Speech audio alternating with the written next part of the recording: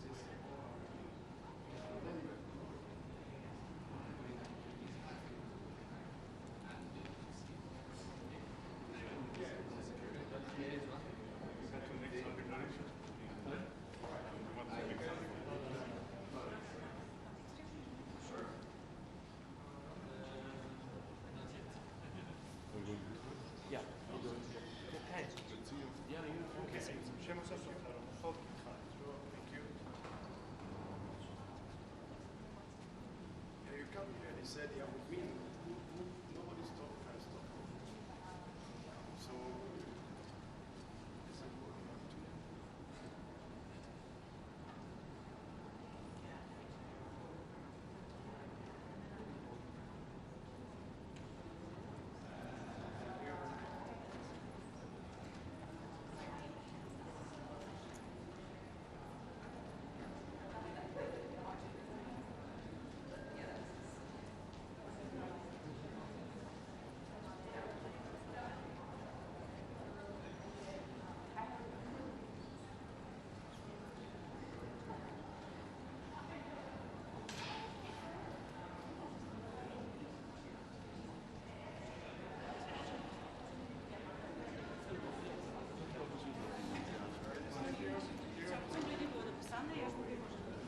Thank you. Make sure you show your IDs. Thank you. Make sure you show your IDs, please. Everything. Thank you. Thank you. Thank you. Thank you.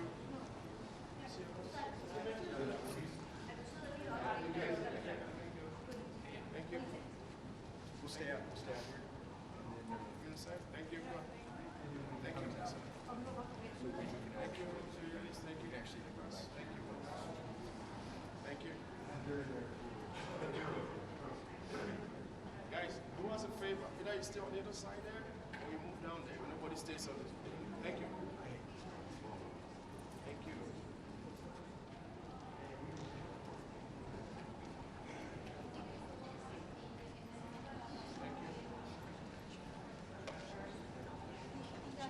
Che dica.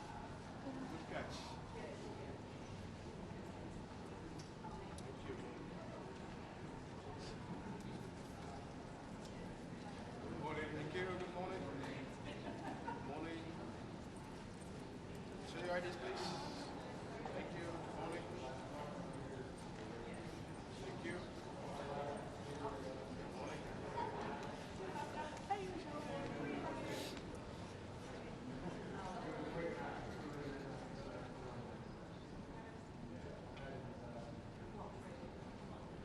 Morning, President.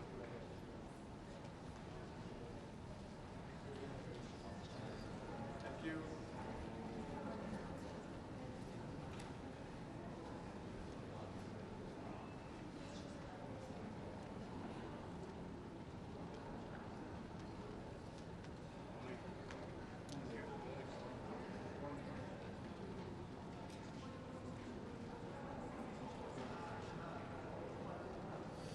Thank you very much.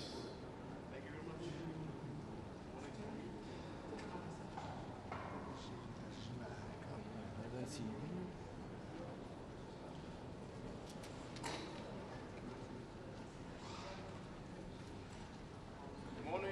Show your IDs, please. Thank you. Morning. Morning. Morning. Please make sure you show your IDs before you. Thank you. No. Thank you. Thank you. Morning. Morning. Okay. Thank you. Thank you. Thank you.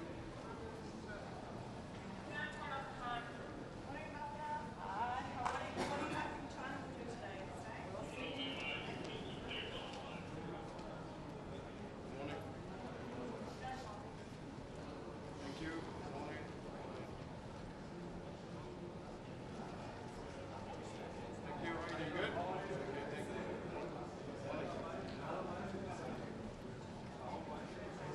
Morning, Ambassador. Good morning. Good morning. Good morning. Okay, please show your IDs before you walk to. Thank you. Thank you. Good morning. Good morning. Good morning. Thank you. Good morning. Please show your IDs. Thank you. Yes. Good morning. Good morning. Thank you. Thank you. Go ahead. Hello, how are you doing? Yeah, let me just confirm. Yeah. Yeah, this is Sun. I know. Yeah, 10 to 11, yeah. One hour. Show your IDs. I need to Thank you. Thank you. yeah. But I just sent it Thank you. Make sure you show your IDs, okay? Thank you. Thank you. Thank you. Right, so take your break. As a better not giving us a heads up, you know. I don't know what's wrong with this. We should call at least on the radio so that we know they're coming. I'm gonna talk to you on that. Because now we stop him on that day, he's panicking again. Yeah, it's That's be the deal. Thank you. Easy, right? 2 minutes. very busy. Everybody's here, the chief, everyone, That's all right. foreign ministers. So, thank you. Good morning. I see the idea, please. Morning. Thank you. Morning. Yeah, so very busy. I didn't know even they started early. Yeah. Salam. Thank you. Thank you. Show your IDs. Show your IDs. Thank you.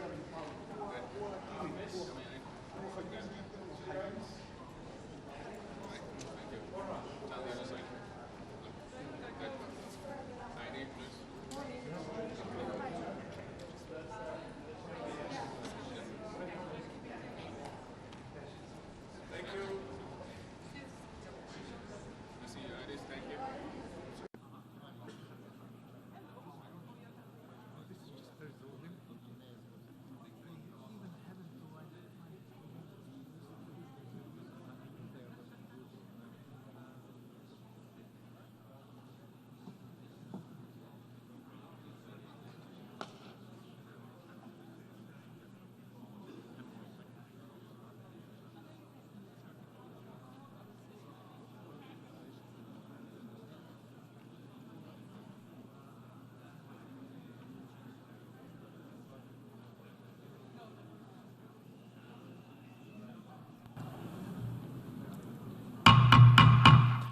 morning, ladies and gentlemen, excellencies. Welcome back to the chamber. Please take your seats. The 18th plenary meeting of the 11th emergency special session of the General Assembly is called to order. Before proceeding further, I would like to remind members that all meeting participants are encouraged to consider wearing a mask while indoors, including in the General Assembly Hall and in conference rooms.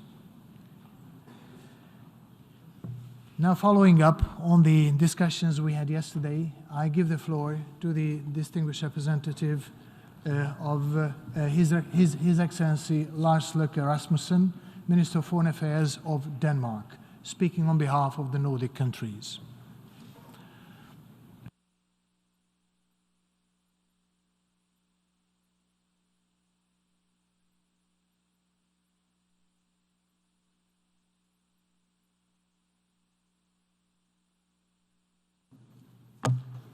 President, I have the honor to speak on behalf of the 5 Nordic countries, Finland, Iceland, Norway, Sweden, and my own country, Denmark. Almost 8 decades ago, leaders from all over the world signed the UN Charter. They thereby committed their countries to protect future generations from the scars of war and to ensure that armed force shall not be used, save in the common interest. They committed to refrain from the threat or use of force against the territorial integrity or political independence of any state.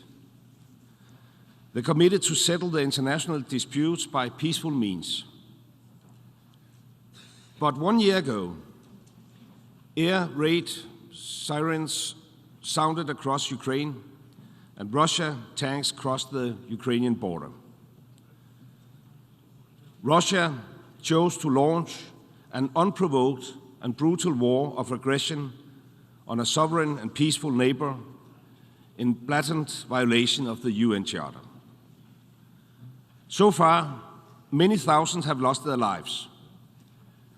Millions have been displaced, and right now we see no end to the war. Instead, we see Russia waging a brutal war. We see systematic violations of international law, including international humanitarian law by Russia.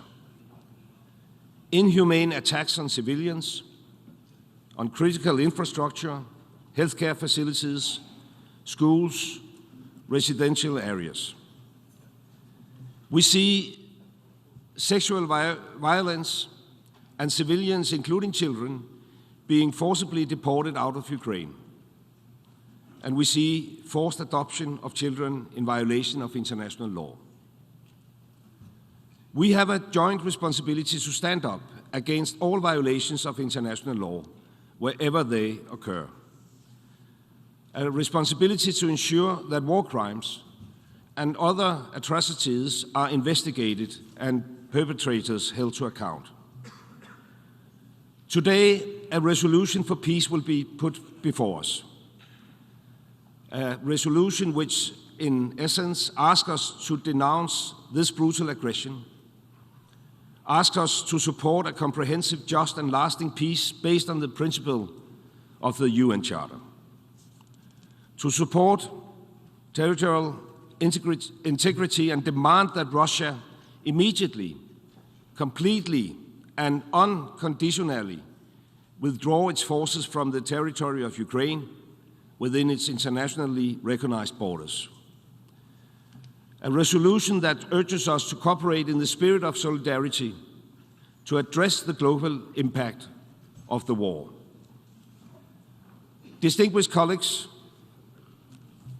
this UN Charter was signed to maintain international peace and security.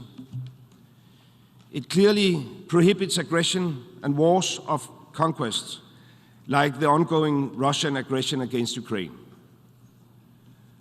So let us be honest about the issue before us. This is about standing up for international law. This is about standing up for the UN Charter, about standing up for peace. We will not be neutral when asked to stand up the side of the UN Charter and of a victim of aggression. As the late Archbishop Dmytro said, if you are neutral in situations of injustice, you have chosen the side of the oppressor. The fact remains today as simple as 1 year ago. If Russia stops fighting, there will be no more war. If Ukraine stops fighting, there will be no more Ukraine. The fact remains that Ukraine's right to protect themselves is enshrined in Article 51 of the UN Charter, the inherent right to self-defense. The fact also remains that Russia's unprovoked aggression against Ukraine has no justification, rather legal or moral. The International Court of Justice has ordered Russia to immediately suspend the military operations that it commenced on 24 February 2022 in the territory of Ukraine. This war must end. The violence must end. We must restore respect for the UN Charter, and we must make sure that similar horrors do not happen again. Today, we have an opportunity to vote for peace, for a peace which respects and upholds the UN Charter, for a peace that does not encourage future aggressions against Ukraine or any other member state. Let us not miss this opportunity. The Nordics will honor the signatures our representatives placed on the UN Charter. We hope to be joined by all. Thank you. I thank the Minister of Foreign Affairs of Denmark. And now I give the floor to His Excellency Péter Szijjártó, Minister of Foreign Affairs and Trade of Hungary.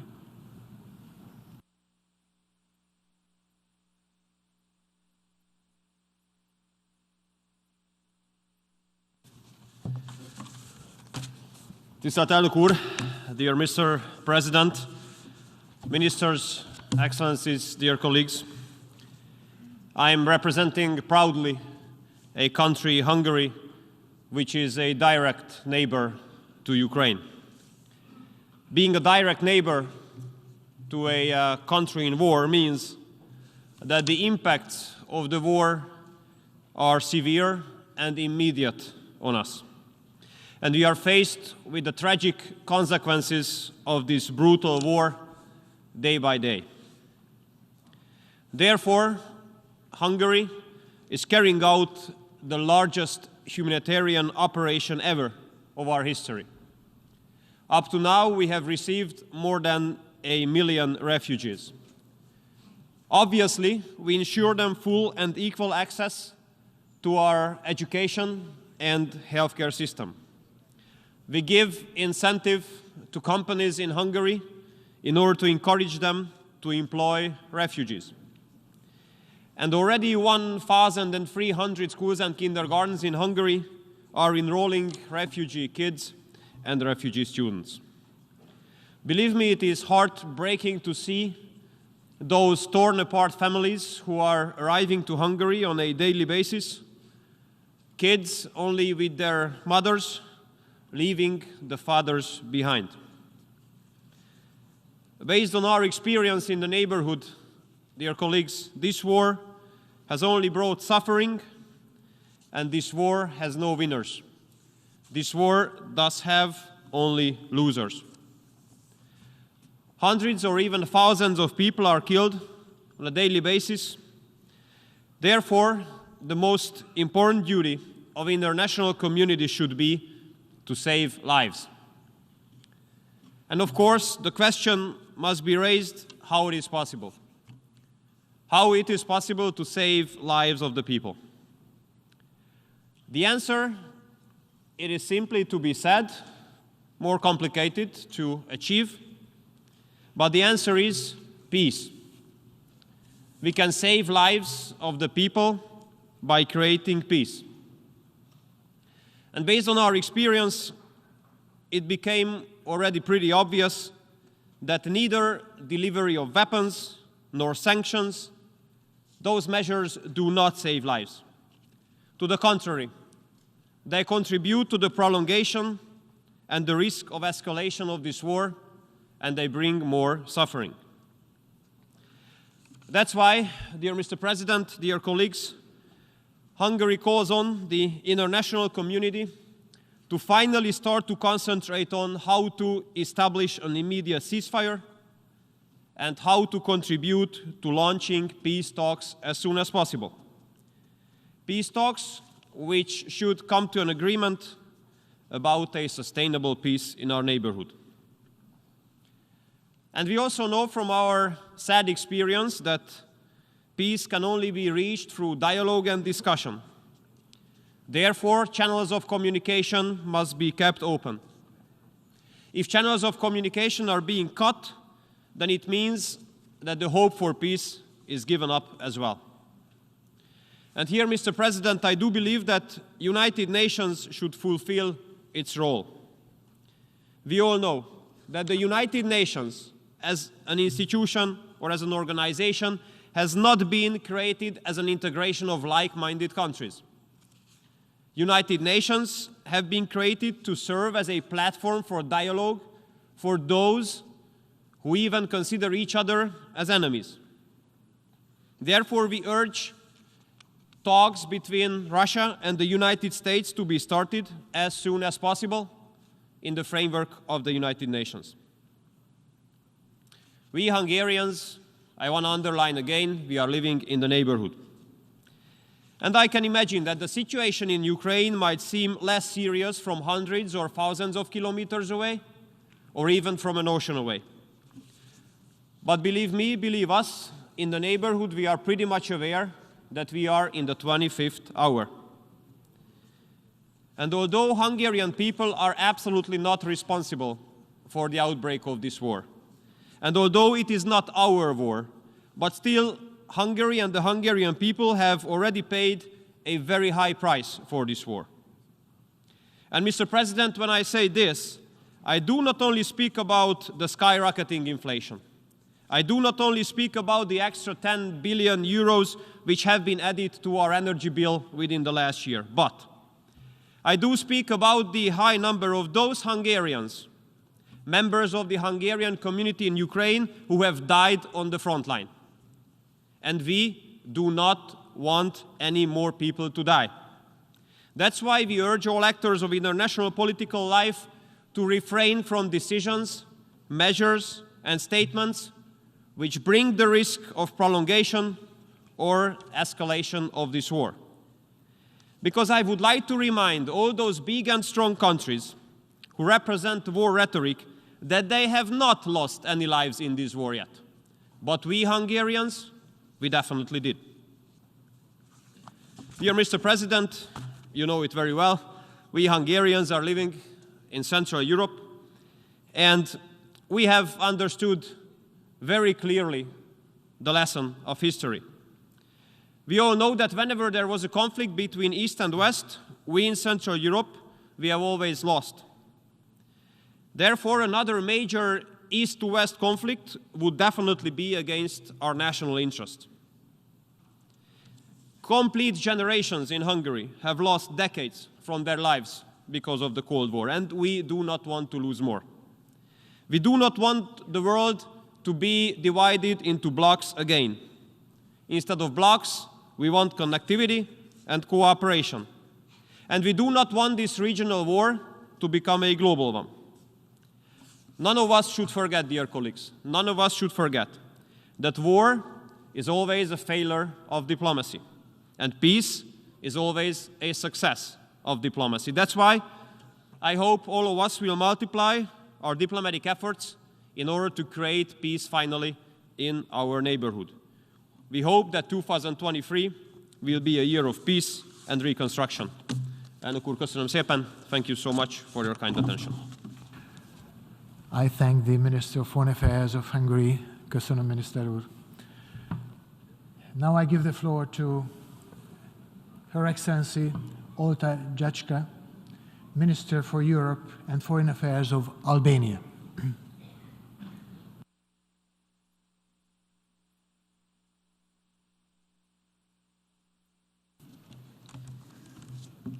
Mr. President of the General Assembly, Excellencies, 1 year ago, on this day, the world was holding its breath, waiting to see what choice Russia's president would make. On February 24th, we learned that he made his choice. This war is one for which there was no other reason than this choice by the Russian president. We should do well to remember that. Ukraine did not attack Russia. Ukraine did never threaten Russia. That claim is just as ludicrous today, when the whole world has seen the weakness of the Russian army, as it was back in February 23rd of last year, when most of the world expected the invasion to succeed in a matter of days. It was an unprovoked, illegal, criminal invasion of a country. It was above all an act of aggression that clearly violated the UN Charter and international law. One that was condemned in no uncertain terms and in landslide votes through a number of resolutions by this Assembly. The International Court of Justice has also been very clear in its order of March 16th of last year, stating that the Russian Federation shall immediately suspend the military operations on the territory of Ukraine, and it must also ensure that other forces under its control or supported by Moscow should not continue the military operation. It is not just our evaluation of the military capabilities of the Russian army that has changed over the past year. The brutality of this force has become apparent to all. The war crimes it has committed in Ukraine in this past year, indiscriminate bombings of entire cities and towns, the rapes, the executions, the massive enrollment of convicts and mercenaries are perhaps the best indictment of the true nature of Russia's war. Just as the truly heroic resistance of the Ukrainian people has rendered null any arguments and excuses Russia tried to present to the world in a vain attempt to gain legitimacy for its war of choice. This war has had dramatic consequences for the entire world. But I submit to all in this Assembly that what we have seen until now is as nothing compared to what we would see if Russia is allowed to prevail in this conflict. Would anyone here, any of our countries here, be safer if the UN Charter and international law are allowed to be trampled in the manner Russia has done? I believe not. I believe that a world where might makes right, where countries can suddenly decide to attack their neighbors and annex parts of their territory, is a world that would not benefit any one of us or our people. It would practically mean to go back to the logic of 1930s. That is why Albania fully supports the resolution UN Charter principles underlying a comprehensive, just and lasting peace in Ukraine. That is why we believe that this Assembly must vote in support of this resolution and make clear its support for a just peace in Ukraine in accordance with the principles of the UN Charter, which should guarantee the sovereignty, independence, unity, and territorial integrity of Ukraine within its internationally recognized borders, extending to its territorial waters. In the same vein, we oppose the hostile amendments presented by Belarus. They represent no effort to contribute to peace, but an attempt to shield the aggressor. They must be rejected, and we call on all the UN members to vote no. Albania requests a recorded vote on the two amendments proposed by Belarus, A/ES11/L8 and A/ES11/L9. Thank you. I thank the Minister for Europe and Foreign Affairs of Albania.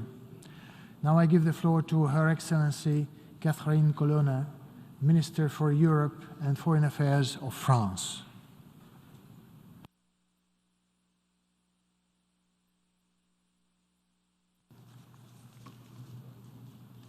Monsieur le Président, Mesdames et Messieurs les ministres, chers collègues, Mesdames les ambassadrices, Messieurs les ambassadeurs, cela fait un an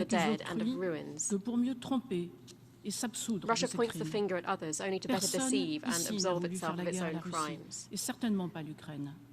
Nobody here wants to Personne go n'a to war menacé la with Russia, and sécurité de la certainly not Russie ou d'apporter Ukraine. No atteinte one à son threatened the intégrité. security of Russia or Personne undermines its n'a usé de integrity. la même No one rhétorique has used the nucléaire. same nuclear rhetoric. Personne d'autre No que la one Russie but Russia n'a voulu la tragédie wanted the qui se tragedy déroule sous nos yeux. unfolding before our eyes. Elle peut et elle doit s'arrêter Russia dès can and demain. must stop Dès le tomorrow. 16 mars, la Cour internationale de The justice International l'avait Court of exigé. Justice demanded this on the Le 16th projet of de March résolution last qui est year. proposé par l'Ukraine est le fruit The draft resolution that is proposed by Ukraine is the result of a transparent and universal negotiation process reflecting a clear desire to bring together a broad consensus around our common rules and principles, those of our Charter. It calls for a just and lasting peace that fully respects these principles as our common interest demands. Faithful to its tradition and its values, France will give this text its full support. It calls on all states to act responsibly and do the same. Thank you. Je remercie Madame Ministre de la I France. thank the Minister of Foreign Affairs of France. And now I give the floor to His Excellency Rastislav Kačer, Minister of Foreign and European Affairs of Slovakia.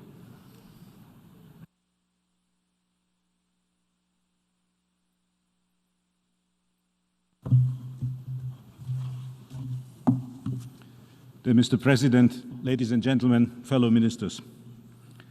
77 years ago, the United Nations founding fathers, I'm very proud to say, one of 14 was Slovak diplomat Jan Papanek, established this organization with the aim to save future generations from atrocities of war.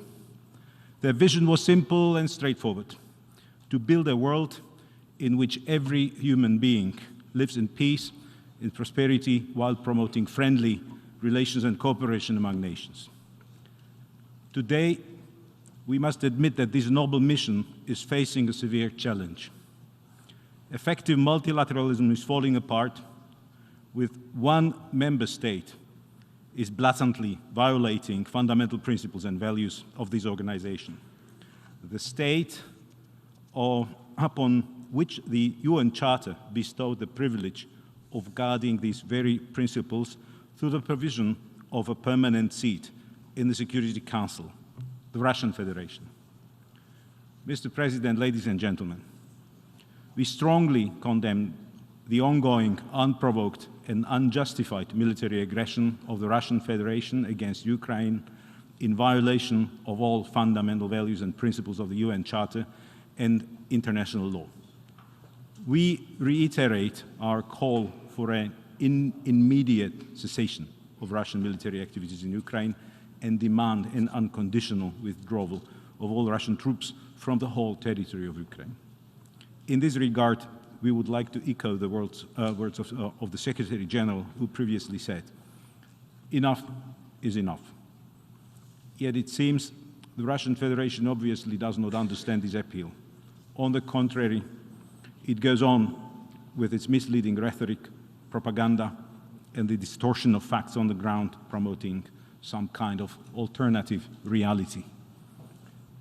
It is our duty to take a fierce stand against these actions and the spreading of lies and deceptive narratives. The aggression has caused food insecurity, is fueling a global inflation with devastating impacts, mainly on the most vulnerable countries of the world. Millions of Ukrainians had to flee their homes, 90% of whom are women and children. Slovakia is one of those countries where more than 100,000 of them found temporary refuge. Mr. President, ladies and gentlemen, today we have gathered here in New York with one goal: to reaffirm our steadfast commitment to the values and principles of the UN Charter.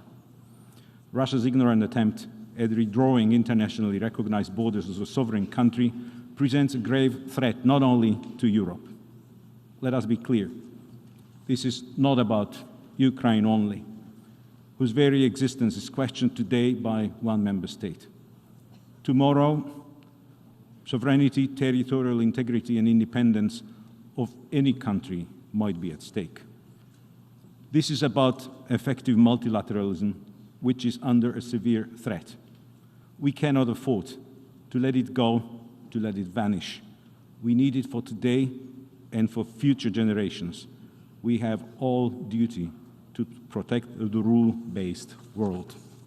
Therefore, I encourage you to vote yes for the adoption of the resolution, which Slovakia strongly supports. Thank you for your attention. I thank the Minister of Foreign and European Affairs of Slovakia.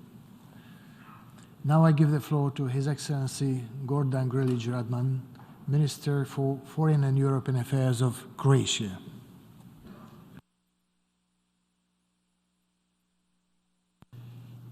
Mr. President, ladies and gentlemen, dear colleagues, it has been a year since the Russian Federation began to carry out its so-called special military operation, which is in fact a brutal aggression against its neighbor Ukraine. We are also well reminded that this is an escalation of the aggression which started in 2014 with Russia's illegal annexation of Crimea. The fact is that the Russian aggression against Ukraine is a blatant violation of international law and the UN Charter by a permanent member of the Security Council, and a nuclear weapon state no less. It is bound to have long-lasting implications for the UN as a whole. Its logic of war and impunity has brought about immense human suffering, death and injury of hundreds of thousands, mass displacements of people, and targeted destruction of civilian infrastructure necessary for maintaining basic needs of life. Its menacing execution brought with itself war crimes and crimes against humanity, while the illegal annexation of parts of Ukrainian territory showed cynical disregard for the UN Charter itself. Finally, it has impacted livelihoods around the globe, as it disrupted the global economic flows and instigated worldwide energy and food insecurity. Your Excellencies, the unprovoked and unjustified aggression against Ukraine has challenged the very principles of the global security architecture and eroded the rules-based international order, with profound consequences for years to come. We must not stand silent in the face of those who destroy and violate the most fundamental human and sovereign rights of states. We owe it to our countries, to our citizens, and to all those that will come after us. If we fail now, not only will our present look grim, but the cause of our failure will pass to future generations. For the same reason, we should support all efforts to establish accountability for the crimes committed in Ukraine, and we welcome the International Court of Justice order seeking the Russian Federation to immediately suspend its so-called military operation. Excellencies, dear colleagues, dear friends, it is the bravery and determination of the Ukrainian people that stands in the way of the aggressor. The war in Ukraine sadly resembles the one in Croatia 3 decades ago. We, in Croatia, unfortunately know too well how this feels. Propaganda on the purported need for denazification and protection of a minority, followed by a self-declared republic on Croatia's soil, invasion and aggression. However, our fight for liberty took for long years. Let us not make Ukraine wait that long for freedom. We stand with Ukraine and its people. We will continue to support them in their right to defend themselves and to defend the UN Charter as well.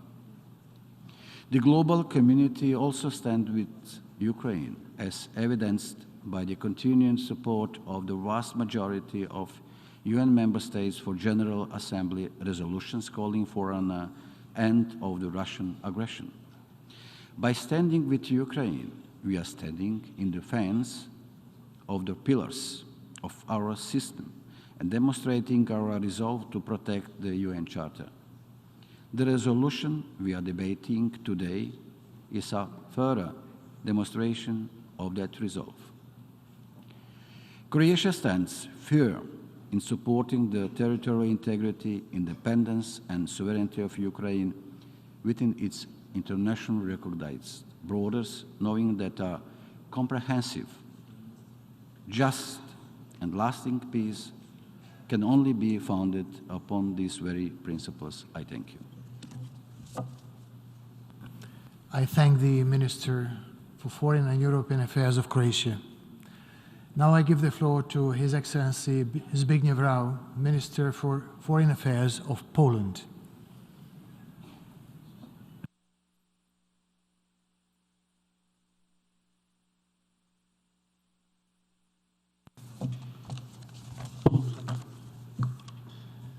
Mr. President, Excellencies, distinguished delegates, a year has passed since the Russian invasion against Ukraine started. It has been a year of immense suffering, death, and destruction. Today, we gather here to call for peace. The resolution that has been put forward before the General Assembly defines the steps that need to be taken to achieve it. A comprehensive, just, and lasting peace is the only acceptable option to end the war in Ukraine. It is possible only when sovereignty, independence, and territorial integrity of Ukraine is reconfirmed. Russia must immediately, completely, and unconditionally withdraw its forces from the territory of Ukraine within its internationally recognized borders. It is of fundamental importance to ensure Russia's full accountability for the crimes it has committed in Ukraine. Poland supports international initiative towards that end and towards redressing in an adequate form all wrongs inflicted by Russia in this war. Today, in light of Russia's total disregard for international law and the UN principles, we must reconfirm our commitment to the basic rules of international order. Mr. President, Russia continues its brutal aggression, attacking Ukraine's civilian population and non-military infrastructure, committing war crimes and atrocities, including the killing of women and children, torture, sexual violence, and forcible deportations. Standing up against Russia, Ukrainians made history themselves. They stood up to tyrannical force with courage and resilience. They chose to fight to defend their independence, freedom, and identity. More than that, they defended the rules-based international order. The brave Ukrainian nation deserves not only our compassion, but also our support and solidarity. Poland will continue to assist Ukraine for as long as it takes. In addition to offering shelter to millions of Ukrainian refugees, Poland keeps providing and facilitating transfers of aid. We are the main support gateway for Ukraine, and we are going to continue this role as long as it is needed. Mr. President, this war and its outcome matter throughout the world. Russia's invasion has contributed to a sharp increase in fuel, fertilizers, and food prices. It caused disruptions of supply chains. The resulting crisis is especially harsh on those most vulnerable. There is no doubt that Russia is solely responsible for this dire situation. For Russia, this war is about its imperial desires and ambitions. For Ukraine, it is about defending its inalienable right to sovereignty and territorial integrity. For all of us gathered here, this war is about the most fundamental UN principles. Let us reaffirm their significance and our commitment to them. Let us not render them irrelevant. It is simply our duty to support a comprehensive, just, and lasting peace in Ukraine in line with the UN Charter. Thank you. I thank the Minister for Foreign Affairs of Poland.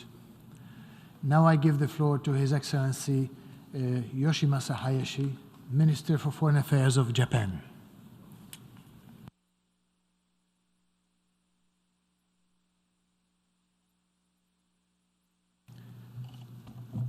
Mr. President, distinguished colleagues, 193 member states in this General Assembly hall represent 193 different positions. Such diverse view, I believe, can converge on one specific point.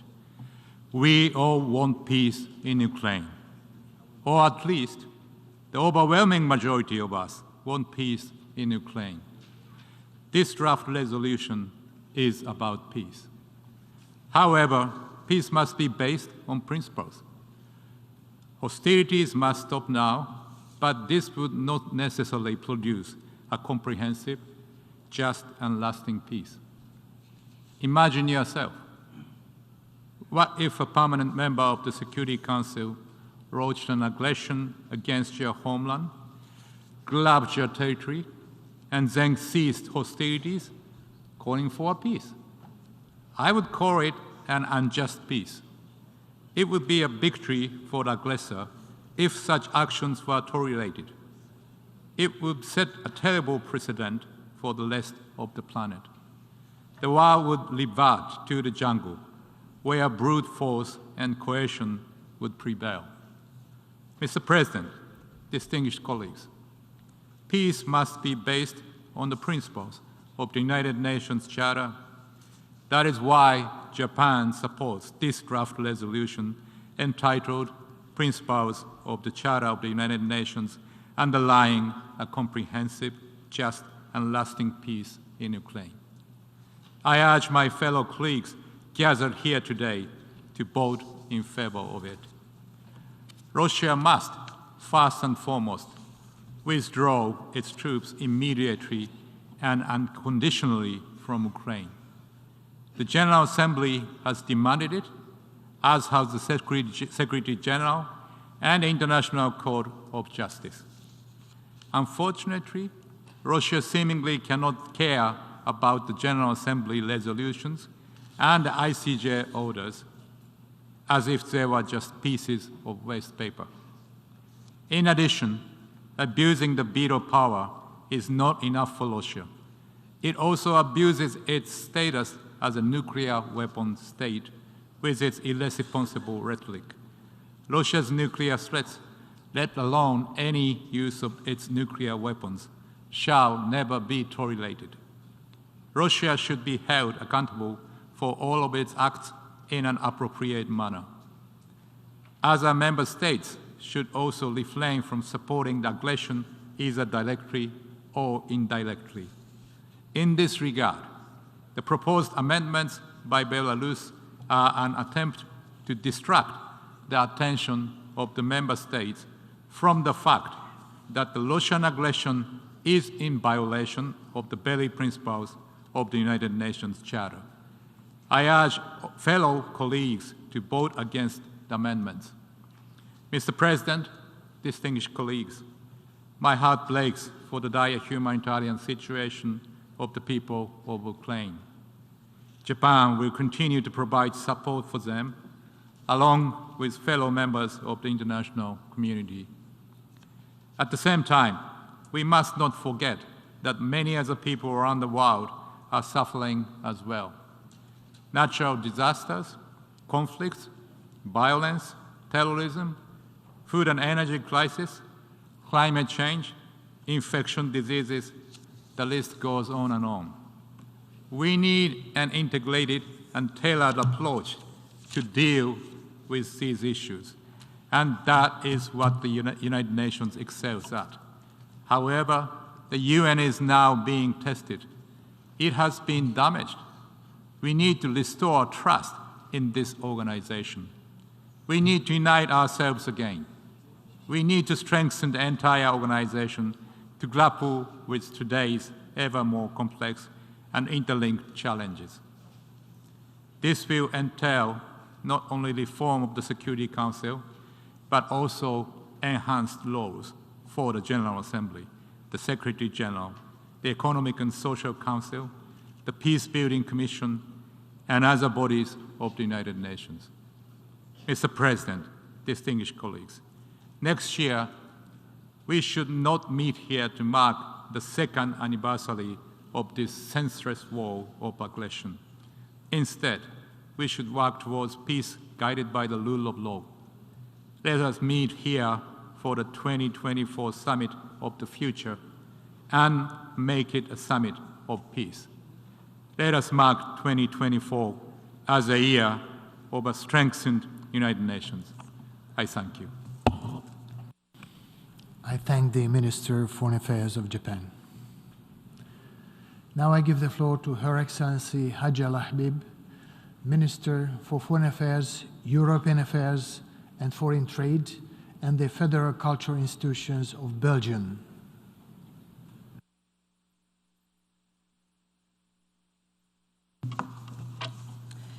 Monsieur le Président, Excellences, Mesdames et Messieurs, nous ne voulions pas de cette guerre. Nous voulions vivre en paix, dans le respect des principes auxquels l'ensemble de la communauté internationale a souscrit en adhérant à la Charte des Nations Unies.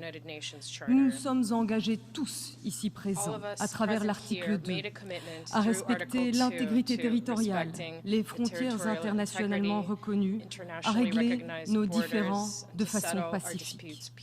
Et c'est tout ce que la Russie a bafoué le 24 février dernier. Et non, il ne s'agit pas d'une guerre de l'Occident contre la Russie. Si c'est l'Ukraine qui est la première victime, agressée sur son territoire, menacée dans son existence même, c'est l'ensemble de la communauté internationale qui est touchée, bouleversée.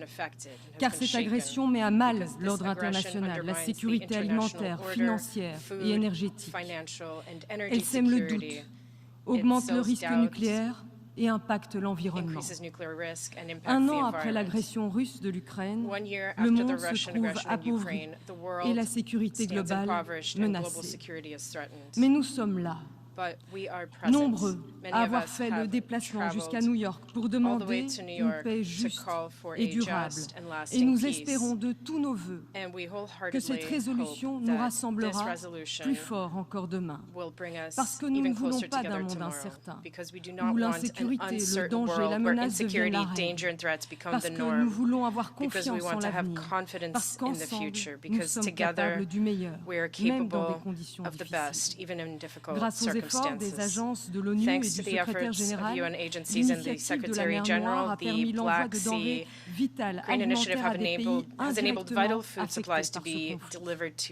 Nous ne les avons pas oubliés, comme nous n'oublions pas les crises sur d'autres continents, dont certaines se sont aggravées suite à l'agression russe en Ukraine. La désinformation, les vérités alternatives, les faux équivalences, les raisonnements biaisés que nos collègues russes répandent depuis près d'un an ne se vérifient pas dans les faits implacables, les réalités cruelles auxquelles nous sommes confrontés, comme l'enlèvement, le déplacement ou la déportation, la justice mettra les mots justes, derrière les souffrances de milliers d'enfants ukrainiens.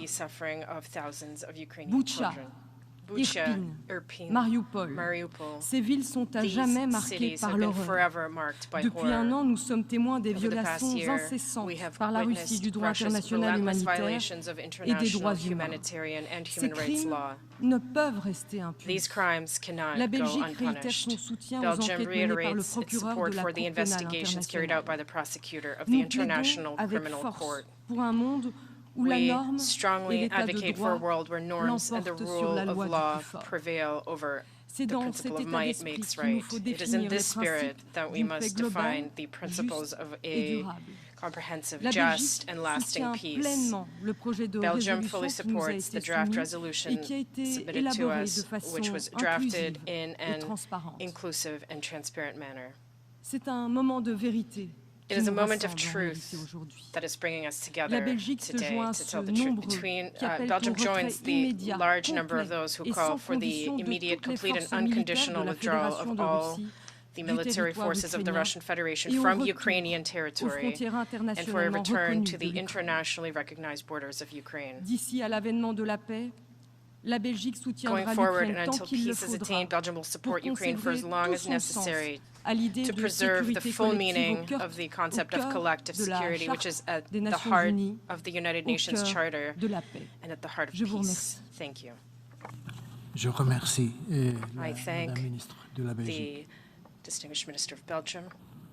Now I give the floor to His Excellency Jan Lipavsky, Minister for Foreign Affairs of Czechia.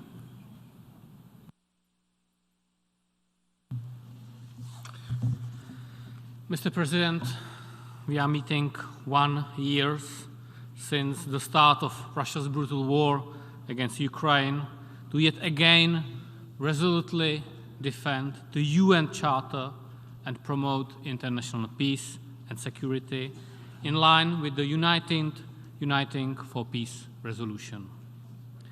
We are horrified by Russia's blatant violation of international order. The UN Charter is binding upon all member states, including Russia.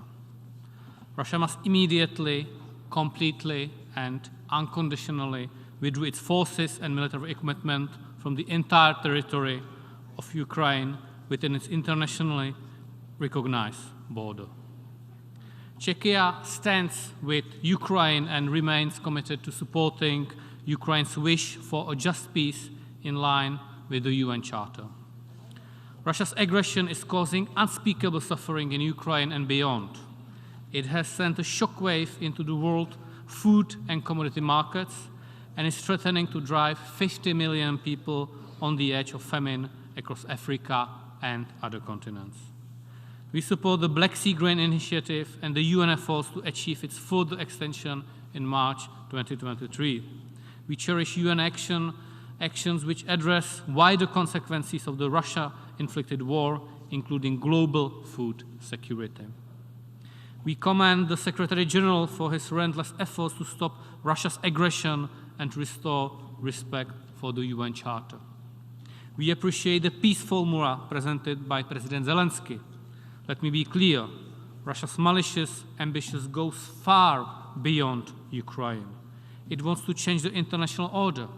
Russia wants a world defined by spheres of influence with neo-colonial relationship instead of partnerships on equal footing.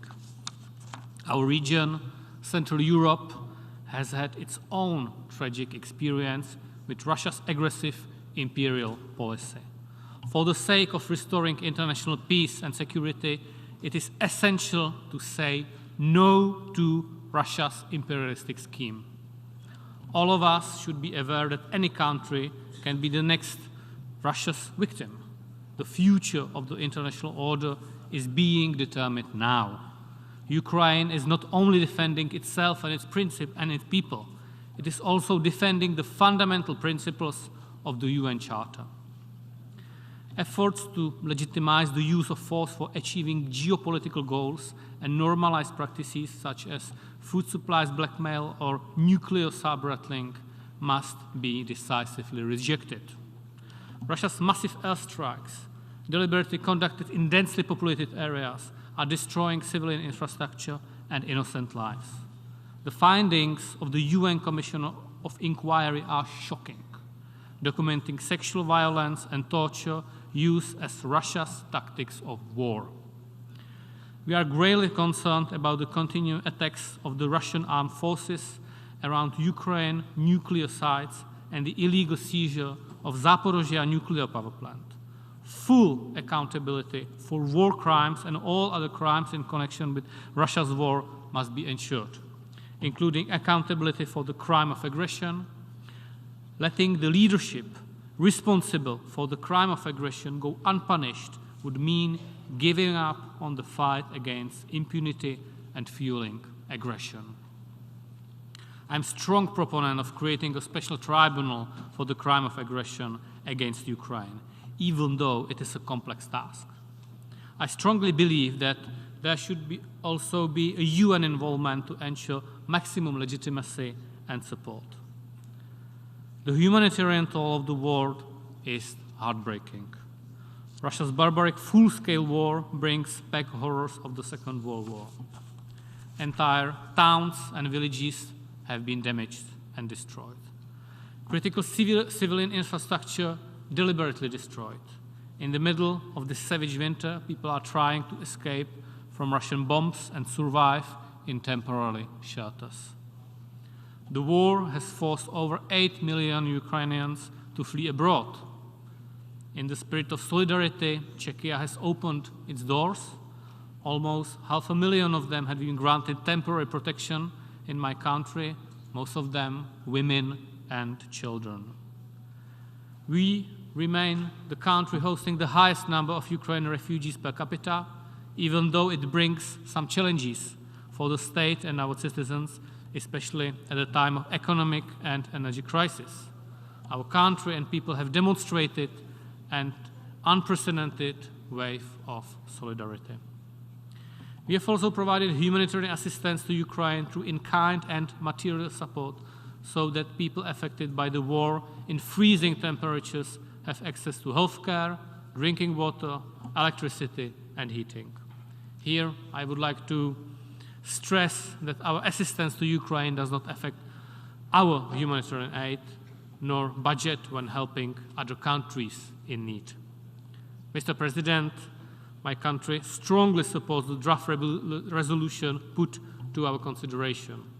It defends the principles of sovereign equality and territorial integrity of states.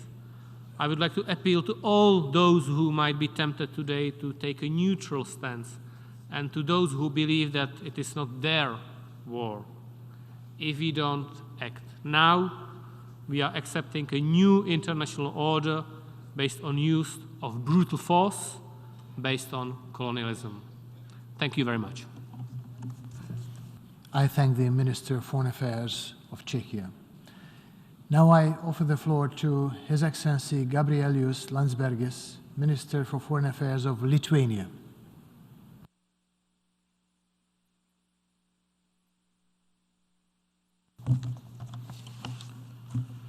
Mr. Secretary General of the United Nations, Mr. President of the General Assembly, ministers, ambassadors, ladies and gentlemen. 1 year ago, at the dawn of 24th February, Russia, aided by its accomplice Belarus, started its unprovoked, unjustified, illegal and bloody invasion against its peaceful and democratic neighbor, Ukraine. This was not the start of the war, which Russia wages since 2014 when it illegally occupied Crimea and parts of eastern Ukraine. Neither was it the first time Russia attacked its neighbors. The crime of aggression was immediately followed by war crimes, crimes against humanity, and other large-scale systemic violations of international law that have caused a humanitarian and human rights catastrophe with far-reaching consequences across the globe. The global food security crisis, multiple crises in nuclear security and safety, energy, finance, environment, as well as a direct threat to the preservation of cultural heritage are all direct outcomes of Russia's aggression.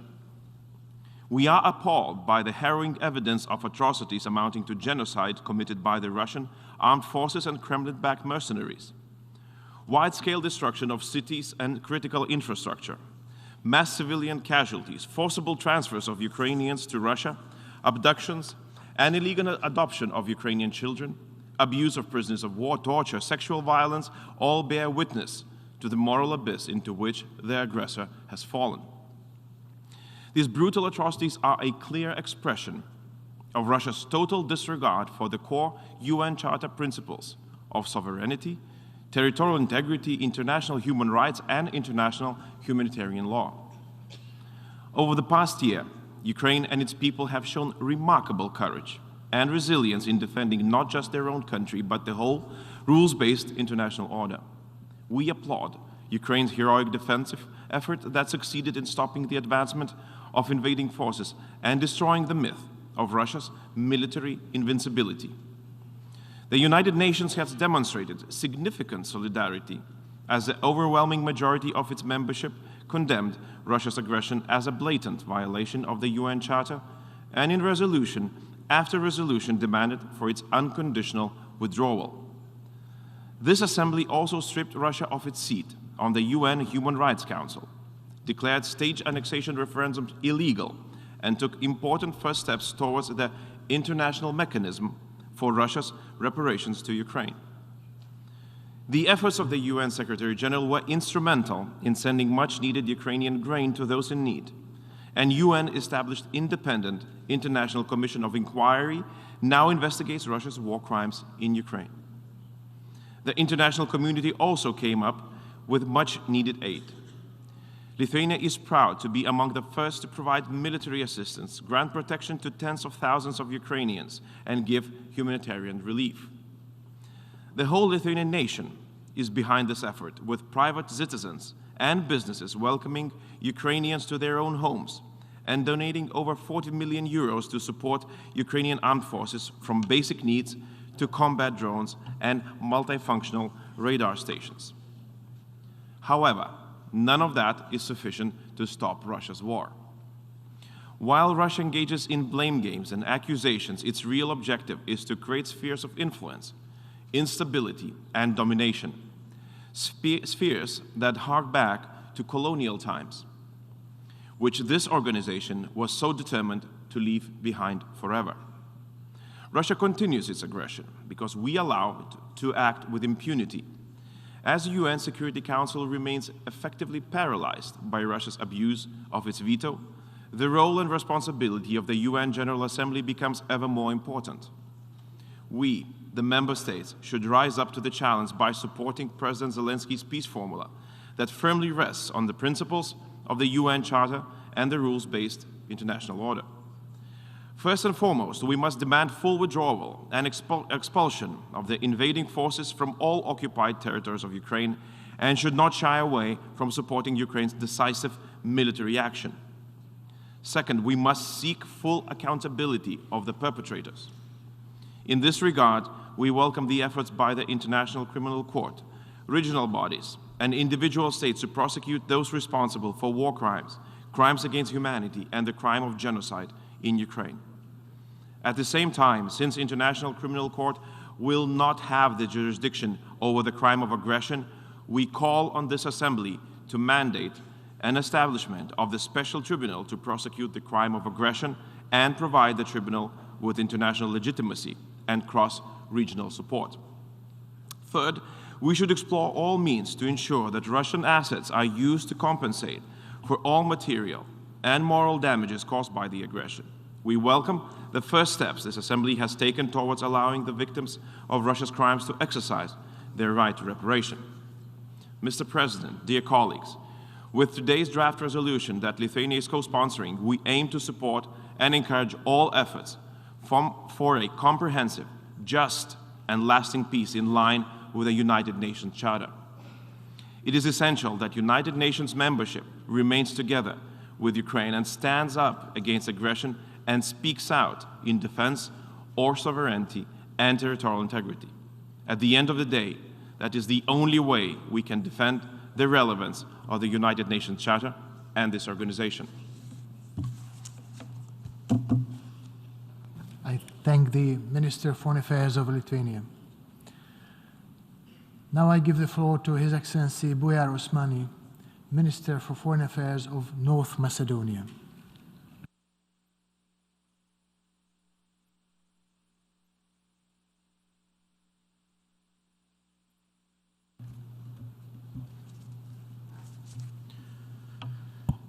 Mr. President, esteemed Excellencies, ladies and gentlemen, precisely 1 year ago, the unthinkable happened.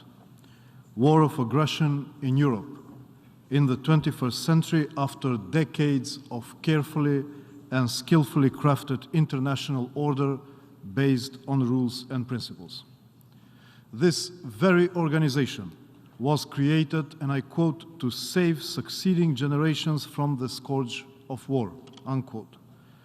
Now when the people of Ukraine suffer from the scourge of unprovoked, unjustified, and deliberate war of aggression, this organization should raise its voice clearly and loudly through representatives of sovereign member states, both in solidarity and in condemnation.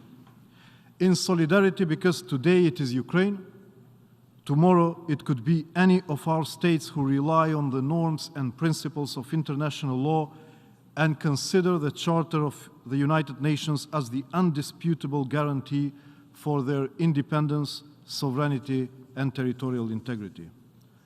Condemnation, because it's not acceptable that anyone, and not talk about the permanent member of the Security Council, a supposed guardian of peace and stability in the world, and under any circumstances and pretext possible, invades a sovereign state, destroy its infrastructure, and infringes unbearable suffering to the civilian population.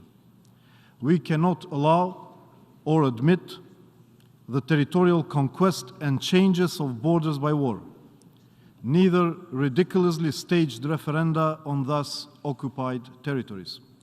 We cannot accept the return of spheres of influence, rule of force, and the right of the strongest to decide the destiny of other nations.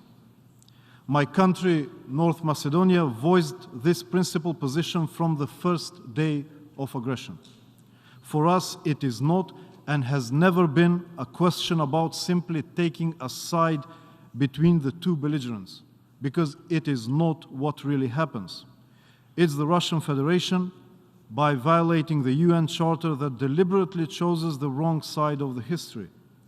The majority of the member states of the UN have clearly acknowledged this regretful fact by voting previous relevant resolutions from this 11th emergency special session of the General Assembly. We urge Russia once again to end this senseless war and withdraw its troops from the sovereign territory of Ukraine. The immense damage has already been done, and every additional day of aggression only further exacerbates human sufferings. Excellencies, in 2022, Russia decided to violate one of the most basic principles of international law and launch a fully fledged war of aggression against Ukraine, a UN founding member state and neighbor. This has shattered the peace and installed insecurity and uncertainty. The food and energy insecurity worldwide are only some of the direct consequences of this aggression, but the biggest danger lies in challenging the whole rule-based international order. The international community embodied in the United Nations can't afford that this gross violation of all norms and principles goes without response. Justice and accountability are needed for the sake of the victims in the first place, but they are also prerequisites for avoiding further aggressions and unprovoked use of force in international relations. North Macedonia subscribed to this demand by supporting the ICC prosecutors' investigation of war crimes and crimes against humanity committed in Ukraine. Additionally, the whole international human rights mechanism should be implemented in fighting impunity and holding accountable those responsible for the war crimes and other violations of international humanitarian law or abusing human rights. The adoption of the UNGA resolution is of paramount importance in this regard. My country figures among the initial co-sponsors and joins other members of the international community in a common endeavor to restore peace and to safeguard the rules-based international order. That wouldn't be possible without ensuring full accountability for wrongdoings. What is there at stake is no less than a vision of a world we want to live in. Either we will secure peaceful coexistence and cooperation among nations, free from menaces of war and aggression, or we will be forced to live in constant fear, instability, and uncertainty. It's up to each and every one present in this August Assembly to decide on behalf of the nations we represent.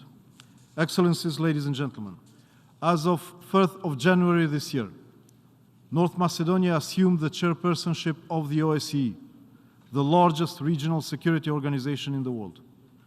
The Russian aggression against Ukraine erodes also the foundation of this organization by violating the provisions of the Helsinki Final Act.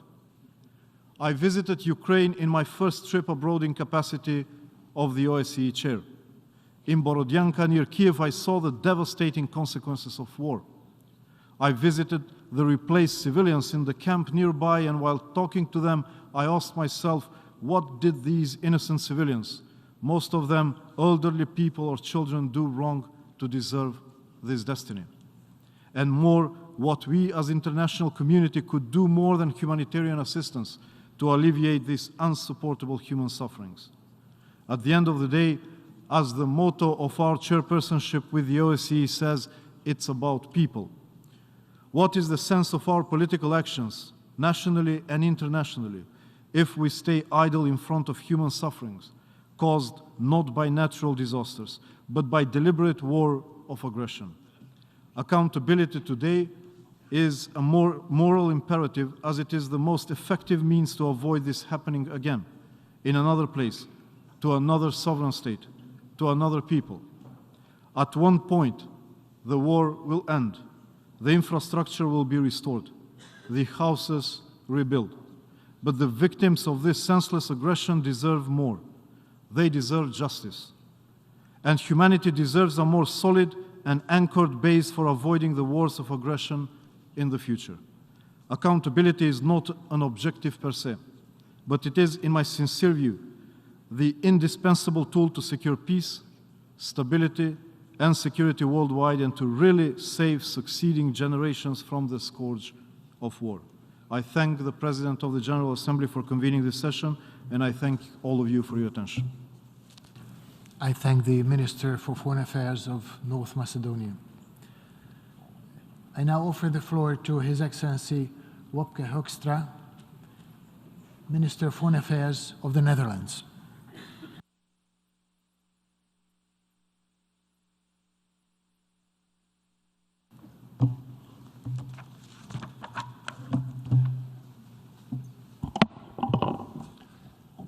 Mr. President, ladies and gentlemen, tomorrow we mark a sad one-year anniversary. The anniversary of Russia's illegal invasion of Ukraine, a war for which Russia and Russia alone is responsible. Over the past year, we have witnessed how Russia's aggression is slowly destroying Ukraine, how innocent men, women and children are being killed, how schools, hospitals, and entire neighborhoods are being wiped out, and how the Ukrainian people are enduring murder, rape, torture, and abduction. But make no mistake, this war is not only an attack on Ukraine, it is an attack on the principle of sovereignty. It is an attack on the UN Charter. The UN Charter all of us have signed. An attack on our security, our economies, and on the SDGs that were already in jeopardy.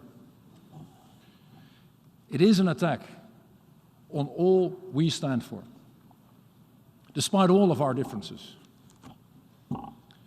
And if we turn a blind eye to Russia's aggression, if we allow it to trample the UN Charter, if might becomes right, then I can only see more hardship, more instability, and more suffering ahead of us.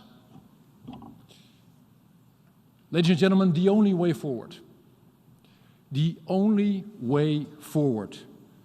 is to commit to the agreement we have made. By making sure that Ukraine survives as a state within its internationally recognized borders, and by working for a real, just and lasting peace for Ukraine. That is our common responsibility. And that is why the Netherlands is doing all it can to support Ukraine. And we will do everything. We will do everything in our power to ensure that Russia is held to account and that justice will be done. We're taking a leading role in this for the very reason that all of us here should not accept a world where brute force prevails over justice. And that is why we strongly support the Ukrainian Prosecutor General and International Criminal Court. That is why we will be sending 2 more forensic investigation teams in 2023. And that is why we will host a new International Center for the Prosecution of the Crime of Aggression and a damages register in The Hague. Ladies and gentlemen, we all want peace. And the road to peace is actually very simple. This war can end today if Russia sends its soldiers home. Just send them home. Just send them home. But while this war continues, and as long as it continues, the Netherlands will do all we can to help Ukraine. And we call on you. We call on all of you, dear friends, to join us, to underline our commitment, our joint commitment to the UN Charter, to the rules-based order it presents, and to vote yes on the resolution that is put in front of this Assembly today. Thank you. I thank the Minister for Foreign Affairs of the Netherlands. Now I give the floor to His Excellency Edgars Rinkēvičs, Minister for Foreign Affairs of Latvia.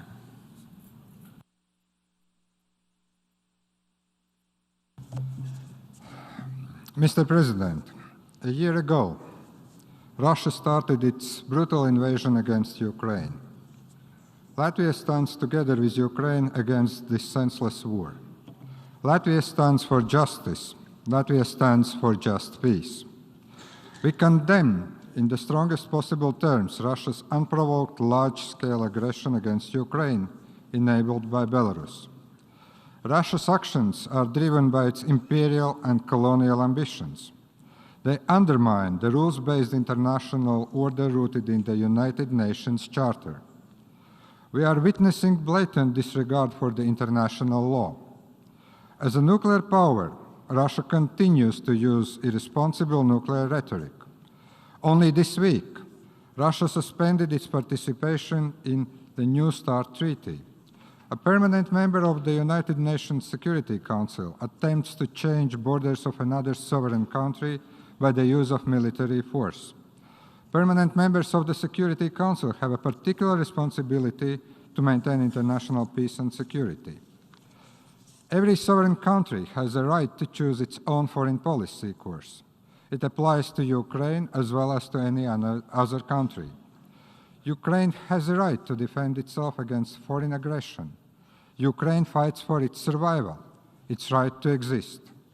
The sole responsibility for the war lays on Russia. Russia started this war, and Russia alone can and must end it immediately. Я обращаюсь к народу России. I address Украина the на people вас of не Russia. нападала. Ukraine did НАТО not на вас не attack you. нападало. NATO did not Это attack ваше you. правительство It напало is на your own Украину, ваши government солдаты that убивают attacked Ukraine. It is мирных your граждан soldiers that are Украины. killing peaceful Вы civilians можете in Ukraine. остановить эту войну, You can вы stop должны this это war, сделать. and you must do so. Россия должна уйти из Russia Украины. must leave Mr. Ukraine. President, Latvia strongly condemns deliberate attacks by Russia against civilian and critical infrastructure in Ukraine.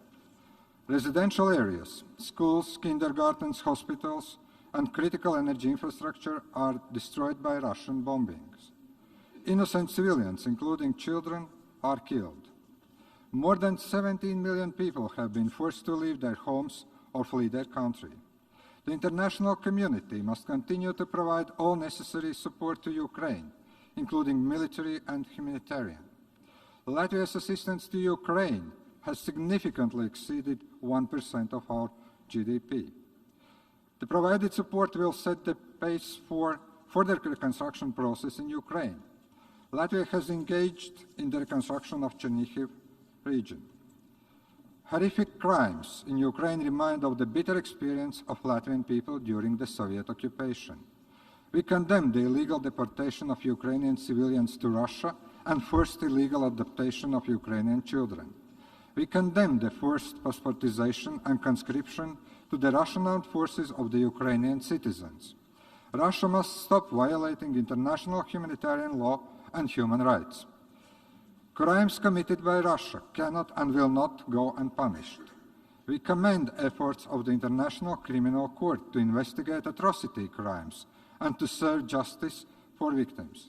Regrettably, the International Criminal Court and national judicial systems cannot exercise jurisdiction to prosecute the crime of aggression. Latvia calls for establishment of ad hoc tribunal under the auspices of the United Nations. This will grant the tribunal strong international legitimacy and provide a basis for applying exceptions from the personal immunities. Those in Russian leadership responsible for crimes must be held accountable. Mr. President, Russian propaganda seeks to justify its illegal invasion and to deny its crimes. It tries to shift the blame for global consequences of this war. We must resist such disinformation with truth and facts. Those Russian individuals and groups engaged in propaganda in support of Russia's aggression against Ukraine must be held accountable. To counter disinformation, Latvia will continue to support independent media. Russia's war against Ukraine has caused serious long-term geopolitical, economic, and humanitarian consequences far beyond Europe. Food and energy are instruments in Russia's warfare affecting people globally. It is Russia's war against Ukraine that has caused shortage of food supplies and the rise of energy prices, not the sanctions. We commend the Black Sea Grain Initiative, which must be continued. We support the work of the World Food Programme. Last year, the Latvian government decided to unblock the Russia's fertilizers in Latvian ports. Fertilizers are to be donated to countries of the Global South to improve food security worldwide.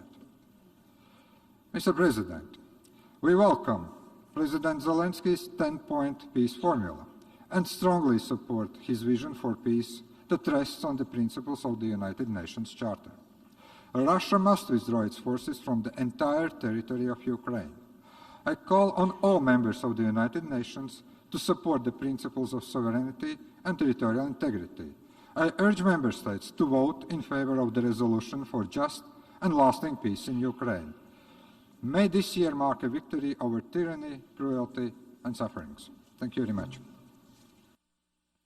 I thank the Minister for Foreign Affairs of Latvia. Now I give the floor to His Excellency Ignacio Cassis, Head of the Federal Department of Foreign Affairs of Switzerland. Merci, Monsieur le Président. Thank you, Mr. President. Depuis une année, Mesdames et Messieurs, nous For a year sommes now, toutes ladies et and tous gentlemen, témoins we have all de la been violation witnessing grave de the la Charte serious des Nations violations Unies en of the United Ukraine. Nations Charter in Depuis une Ukraine. année, For a year now, l'agression militaire de la Russie Russia's contre military l'Ukraine aggression against se Ukraine poursuit has au continued mépris du droit in international. defiance of international law. Depuis une année, For a year, la confiance the et l'ordre trust sécuritaire and the qui prévalait en security Europe order that has sont prevailed in Europe menacés. have been under threat. Tous les pays du monde ont été touchés Every de près country ou de in the loin world par has les been conséquences affected in some de cette way guerre. by the repercussions of this war. Ces conséquences sont désastreuses. Its consequences are disastrous. Le coût humain est The impossible human à cost chiffrer. is impossible to À côté quantify. des milliers de morts, In des addition to blessés the et des thousands disparus of sur dead, place, wounded, and plus missing de on the 8 ground, millions more de than 8 personnes million ont people dû fuir have had leur to foyer. flee their homes. 8 millions. 8 million. Cela représente la population This entière represents the de entire mon pays, la population Suisse. of my country, Switzerland. L'année dernière, j'ai vu de mes Last propres year, yeux les I saw destructions et with les my own souffrances à eyes Kiev the destruction et and dans ses suffering environs. in and around Kyiv. Nous tous ici All of us avons here désormais now en tête les noms et les images inhumaines de Bucha, Kramatorsk, Mariupol, Kharkiv, and Kherson in our minds. Ces horreurs ont lieu alors que nous commémorions l'année prochaine les 75 ans des conventions de Genève. Avec ces conventions, nous voulions élever le droit au-dessus de la barbarie, notamment le droit international humanitaire. Nous voulions tourner la page des expériences des guerres passées. Cette Assemblée a affirmé à maintes reprises que de telles guerres ne devaient plus jamais se reproduire. L'agression militaire russe contre l'Ukraine nous montre une fois de plus que nous ne sommes pas à l'abri. Un membre permanent du Conseil de sécurité a décidé d'attaquer son voisin, une nation souveraine. Mais ne baissons pas les bras. Ce serait une grave erreur. Ce serait donner raison à toutes les forces en quête de pouvoir, peu importe la matière dont elles en font l'usage. Monsieur le Président, avec la résolution soumise au vote aujourd'hui, nous envoyons un message fort de paix et de respect du droit et des principes qui nous unissent. La Suisse condamne fermement les graves violations du droit international humanitaire et des droits de l'homme commises en Ukraine. Et j'appelle toute la communauté internationale ici présente à œuvrer main dans la main en vue d'un règlement pacifique de ce conflit. Les Ukrainiennes et les Ukrainiens ont le droit de vivre en paix. Une paix bâtie sur les règles fondamentales du droit international, telles que l'interdiction du recours à la force, l'intégrité territoriale et la souveraineté nationale. La Suisse est prête à jouer son rôle. Réaffirmons ensemble l'importance de la Charte des Nations Unies au moment où des grands défis exigent des solutions globales urgentes. Voyez la pénurie d'énergie, voyez l'insécurité alimentaire, l'inflation, le changement climatique, voyez les migrations. Ces défis nous placent face à notre dépendance les uns des autres, face à nos responsabilités. Le repli sur soi n'est pas une solution. Resserrons nos liens, colmatons les fissures de nos institutions et restaurons notre confiance mutuelle. Enfin, nous devons permettre au peuple ukrainien et à tout peuple du monde frappé par la guerre de retrouver l'espoir de vivre en paix. Notre unité est décisive. Grâce aux efforts incessants tels que l'initiative céréalière de la mer Noire, certaines conséquences néfastes de la guerre ont pu être atténuées, tant sur le plan humain, sécuritaire que politique et économique. La Suisse fournit de l'aide humanitaire, accueille des réfugiés et a lancé le processus de reconstruction de l'Ukraine à Lugano l'été dernier. Mais il faut faire davantage, comme par exemple en matière des besoins humanitaires et surtout de déminage. Mon pays continuera de soutenir l'Ukraine, sans oublier les autres conflits dans le monde. Je vais ainsi, par exemple, accueillir ce prochain lundi à Genève une conférence de donateurs pour le Yémen avec mon homologue suédois. Monsieur le Président, en soutenant cette résolution sur l'Ukraine aujourd'hui, à la veille du premier anniversaire de la guerre, nous envoyons un message clair en faveur de la Charte de l'ONU. Les atteintes sont grandes, mesdames et messieurs. Ne décevons pas celles et ceux qui comptent sur nous, que ce soit en Ukraine, en Russie ou dans tout autre pays. Je vous remercie. Je remercie le ministre fédéral de la Suisse. Now I give the floor to His Excellency Kostadin Kojabashev, Deputy Minister for Foreign Affairs of Bulgaria.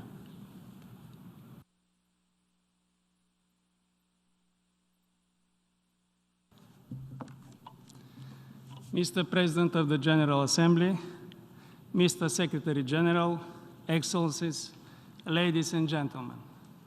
Bulgaria aligns itself with the statement delivered on behalf of the European Union yesterday. A year has passed since the start of the Russian Federation's unprovoked and unjustified war of aggression against Ukraine. A war which is not only in gross violation of international law and of the principles of the UN Charter, but has seriously damaged global security and stability and has caused and continues to cause immense suffering. During this year, the General Assembly has consistently come together to stand against this despicable act of aggression and against the violation of the UN Charter.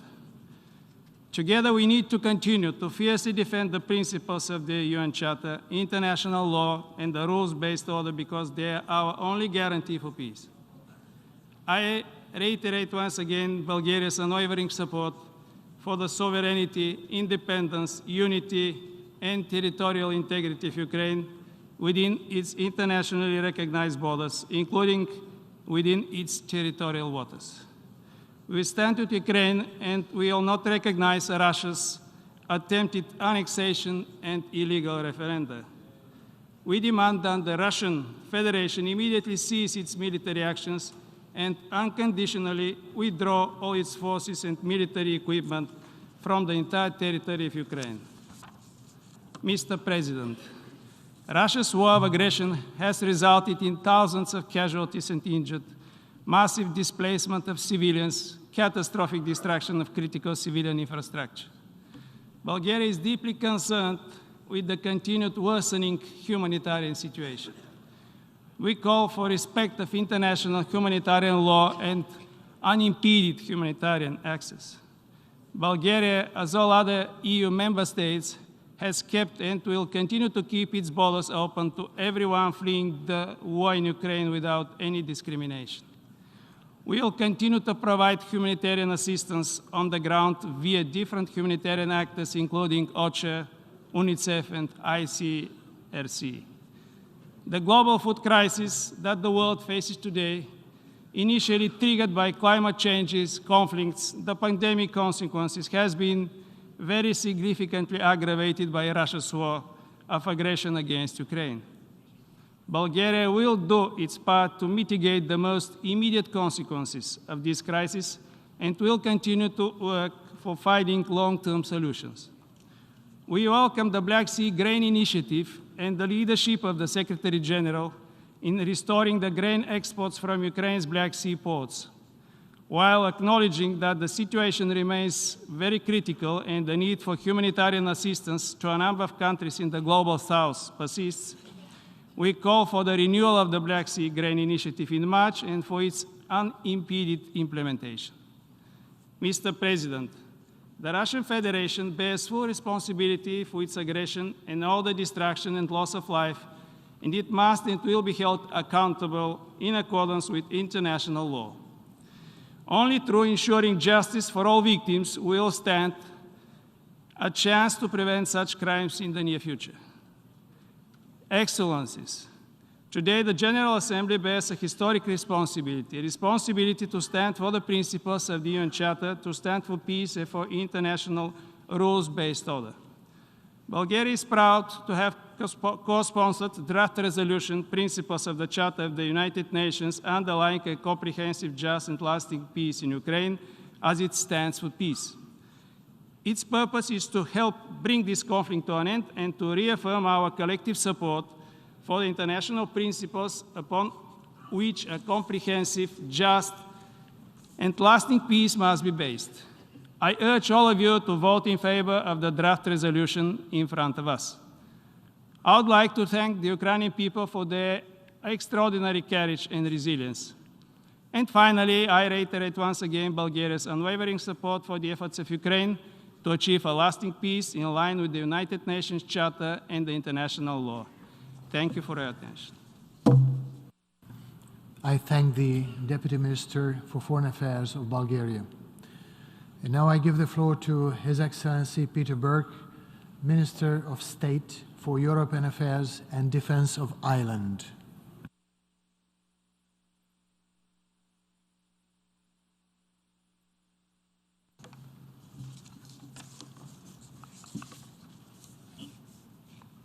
President, Ireland aligns itself with the statement of the European Union. President, we meet today to mark 1 year since Russia's full-scale invasion of Ukraine. A year of horrific death and destruction caused by Russia's illegal and unjustified war. Let us be clear. This invasion was unprovoked and entirely of Russia's making. Let me also be clear. Ireland will continue to stand fully with Ukraine and its people in the face of this brutal Russian aggression. President, this year and this war have been marked by Russia's blatant disregard for human life, for the UN Charter, for border international law, including international humanitarian law. Russia has ruthlessly targeted civilians and civilian infrastructure, seeking to starve and freeze the people of Ukraine into submission. Russia's war has seen the deaths of tens of thousands of Ukrainians, men, women, and children. It has forced over 13 million people to flee their homes in search of safety. Over 8 million refugees, mostly women and children, have sought protection across Europe. Over 5 million people have been displaced within Ukraine. Millions more have been forcibly deported to Russia and held in contravention of international law. Yet, despite all of this, Ukraine remains steadfast in its resistance and the defense of its democratic principles. This war has also seen a generation of Russian youth sacrificed to President Putin's imperialist fantasies. President, this is a war of choice. Just as Russia chose to start this war, they can choose to end it. We strongly support the tireless efforts by the UN Secretary-General, as well as by Ukraine itself, to bring an end to this conflict and for a comprehensive, just, and lasting peace based on the principles of the UN Charter.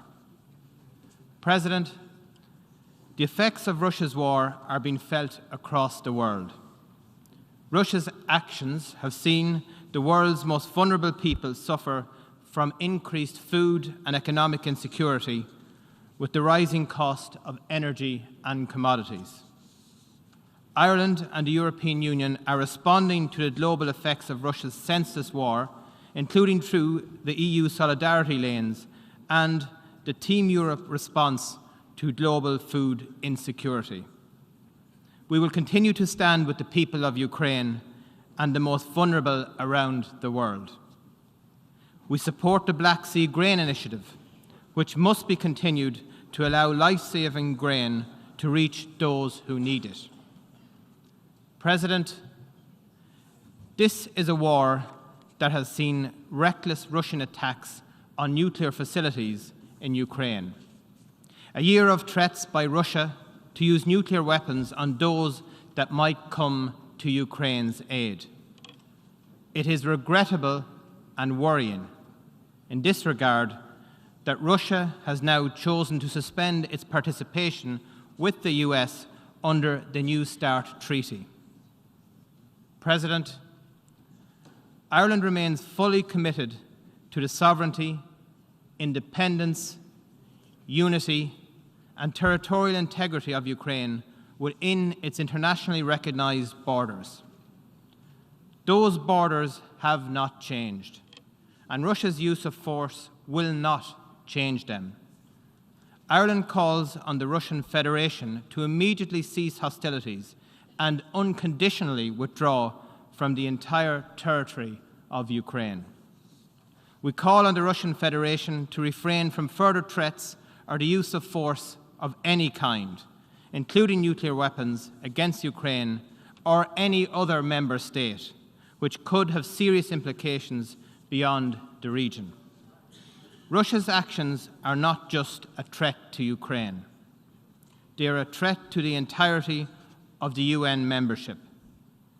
Every state relies on the rules-based international order for their prosperity, for their independence, for their sovereignty. If we fail to hold Russia accountable, if we fail to respond to their attack on the UN Charter, we will leave the world in a more dangerous place for us all. President, the international community and the General Assembly have repeatedly made clear its condemnation of this war, including through this special resolution. As we mark this anniversary, with no end to Russia's war in sight, a further resolution is being put to the General Assembly calling for a comprehensive, just and lasting peace in line with the principles of the Charter of the United Nations. We call on all member states to support this resolution. Thank you. I thank the Minister of State for European Affairs and Defence of Ireland. Now I give the floor to Her Excellency Joanna Sumuvuori, State Secretary to the Minister for Foreign Affairs of Finland.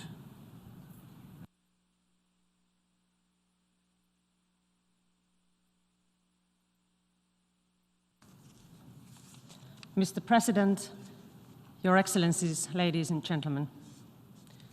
A year ago, in the early hours of 24th of February, we woke up to a new grim reality. Russia had launched a brutal full-scale invasion of its sovereign neighboring country, Ukraine. Russia's unprovoked and unjustified aggression against Ukraine was a turning point. For the past years, Russia has been turning away from cooperation and rule-based international order. The illegal annexation of Crimea and the war in eastern Ukraine that started in 2014 changed our perception of Russia. Yet, most of us could not imagine a full-scale war. It is important to remember that the path of dialogue and diplomacy was always an option. That was not the path Russia took. War and destruction were Russia's choice. Mr. President, Your Excellencies, it is appalling to see a permanent member of the UN Security Council disregard its obligations for maintaining peace and security. Instead, we are witnessing a flagrant violation of international law and the UN Charter and commonly agreed principles. Russia's methods of warfare in Ukraine systematically violate international law, most notably the laws of war. Russian missiles have targeted Ukrainian civilians and infrastructure, causing immeasurable damage and suffering. The attacks have destroyed hospitals, maternity wards, schools, kindergartens, and places of worship. Testimonies from Ukraine and the areas liberated from the Russian occupation tell the gruesome tale of torture, extrajudicial executions, and sexual violence. Our message is loud and clear. We must hold Russia accountable for its violations of international law, including repatriations for damage. We must ensure that there is no impunity for atrocity crimes committed in Ukraine.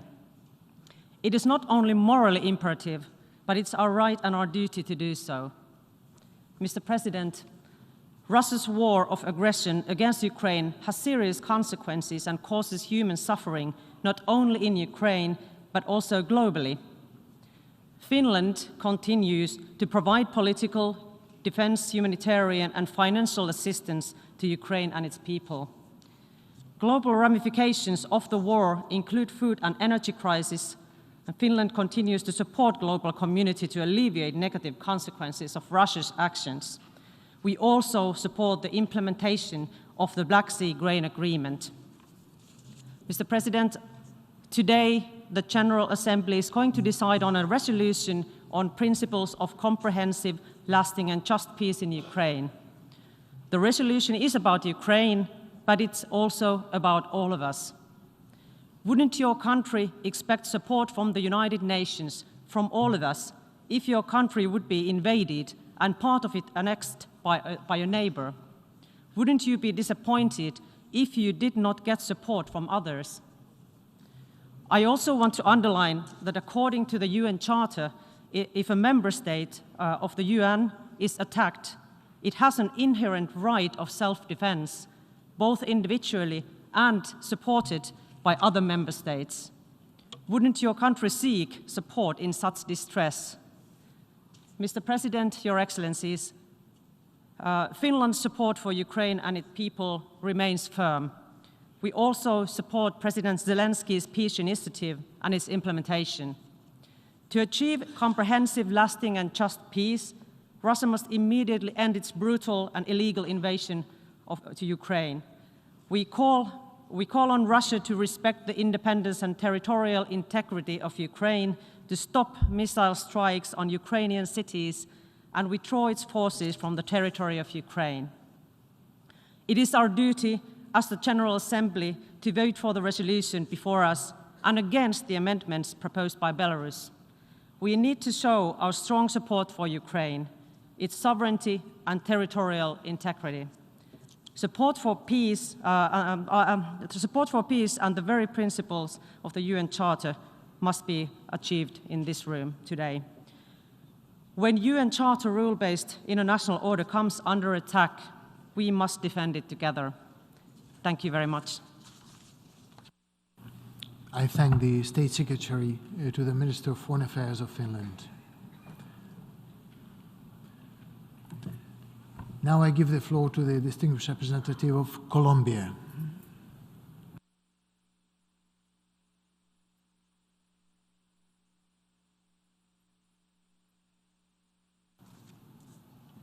Señor Presidente, Mr. President, Excellencias, Colombia rejects the use of force against the territorial integrity or the political independence of any country, since this constitutes a clear violation of the fundamental principles and purposes of international law and the United Nations Charter.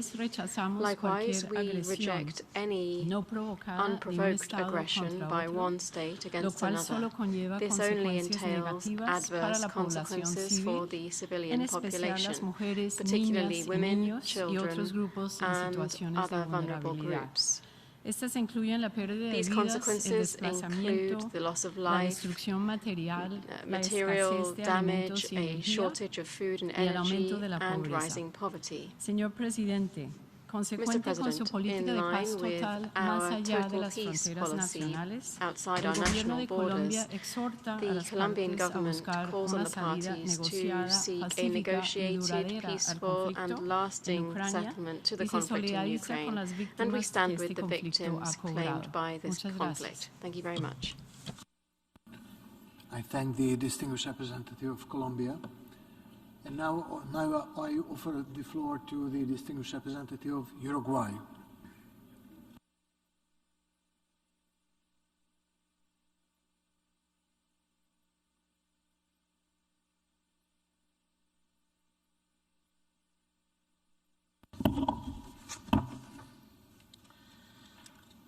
Señor Presidente, Mr. President, el 24 de febrero se cumple un año de la invasión injustificada del territorio ucraniano por parte de las fuerzas militares de la Federación de Rusia. Ello ha provocado un conflicto cuya persistencia ha generado consecuencias altamente negativas no solo para los países contendientes, sino también para la región y la comunidad internacional toda. Hoy Uruguay se suma su voz a la de numerosos países que han hecho un llamamiento destinado a poner fin a las hostilidades. Uruguay se ha expresado claramente en las declaraciones realizadas en las sesiones de la Asamblea General Especial, celebradas a partir de marzo del pasado año, condenando con firmeza la invasión militar de Ucrania por parte de la Federación de Rusia, denunciando que se trata de una clara violación de los principios de la Carta de Naciones Unidas, que todos sus miembros no solo deben respetar, sino cumplir y hacer cumplir. En esta oportunidad exhortamos a la Federación de Rusia a que cese las operaciones militares y detenga la agresión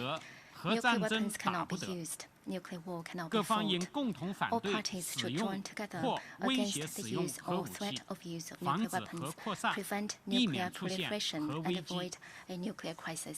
第二， Second, 对话谈判是解 dialogue 决乌 and 克兰危机 negotiation 的唯一可 is the 行出 only 路。 viable way to resolve the 危 Ukraine 机爆发 crisis. 之初， At the beginning of the 俄乌 crisis, 双方曾 Russia 举 and 行多 Ukraine 轮谈 held 判， several 取 rounds 得 of 重要 talks 进 and 展。 made important 遗憾的 progress. 是， Regrettably, 和谈中断了。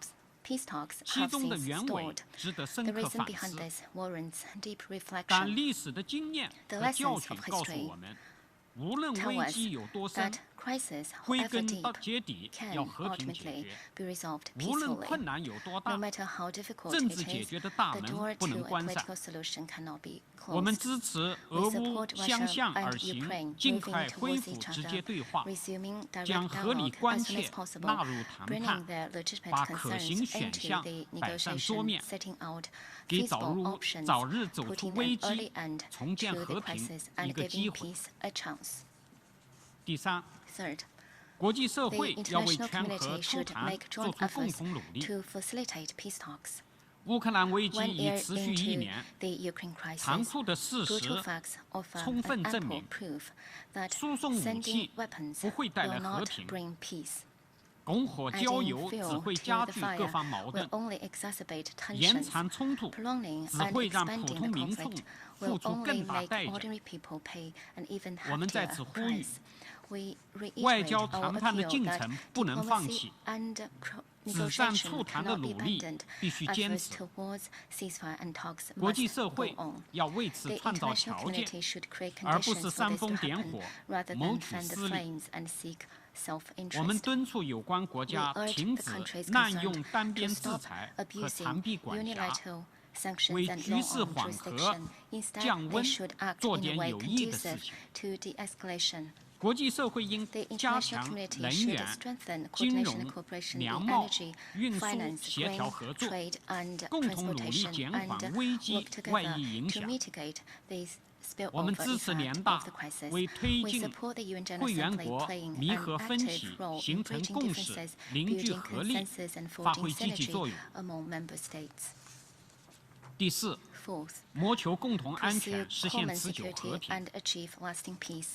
安全 Security 不是某 is 些国 not 家独 the 享的权利， prerogative of just a few 一 countries. 国的安 One 全 country's 不能 security 以 should 损 not be 害 achieved 他国 at 安 the 全为 expense 代 of 价。 other countries' security. 强化甚至 Boasting 扩 or 张 even 军事 enlarging 集 military 团，只 blocs 会 will 损害 only 地区 undermine 安全， regional 更 security 带不来和 and 平。 drive peace further away. 乌克兰危机的 The 最 final 终解 settlement 决 of the，Ukraine 关键是要 crisis 摒弃冷 hinges 战思 on 维， abandoning the Cold War 在重 mentality, 视和 giving 尊 due 重各 regard 国 to and 合理安 respecting 全关切 the 基础 reasonable 上， security 妥 concerns 善 of all 解决 countries, 各方 thereby 正当的 properly 安全诉 addressing 求， their legitimate 推 security 动构建 aspirations and 均 advancing 衡 the、building 有效、 of a 可 balanced, 持续的 effective, 欧洲 and 安全架 sustainable 构。 European security 主 architecture. 席先生， Mr. President, 作为负责 as 任的国 a 家，中 responsible 国始终 country, 站在 China 和平 always 一边 stands on the，站 side 在 of 对话 peace 一边， and dialogue, 始终坚 and 持 always 劝和促谈。 advocates peace and promotes talks. 中国即将发 China 布 will soon 关于政治解 issue 决 a 乌克兰 position 危机 paper 的立 on the 法文 political 件。 settlement of the Ukraine 我们愿 crisis. 继续 We 为 stand 解 ready 决 to 乌克兰 continue 危机 playing a constructive 尽 role 早实 in 现和 resolving the 平， Ukraine 积极 crisis 发挥 and 建 bringing 设 about 性作 peace 用。 at an early date. 谢谢主席。 Thank you, President. I thank the distinguished representative of China. Now I give the floor to the distinguished representative of the Islamic Republic of Iran.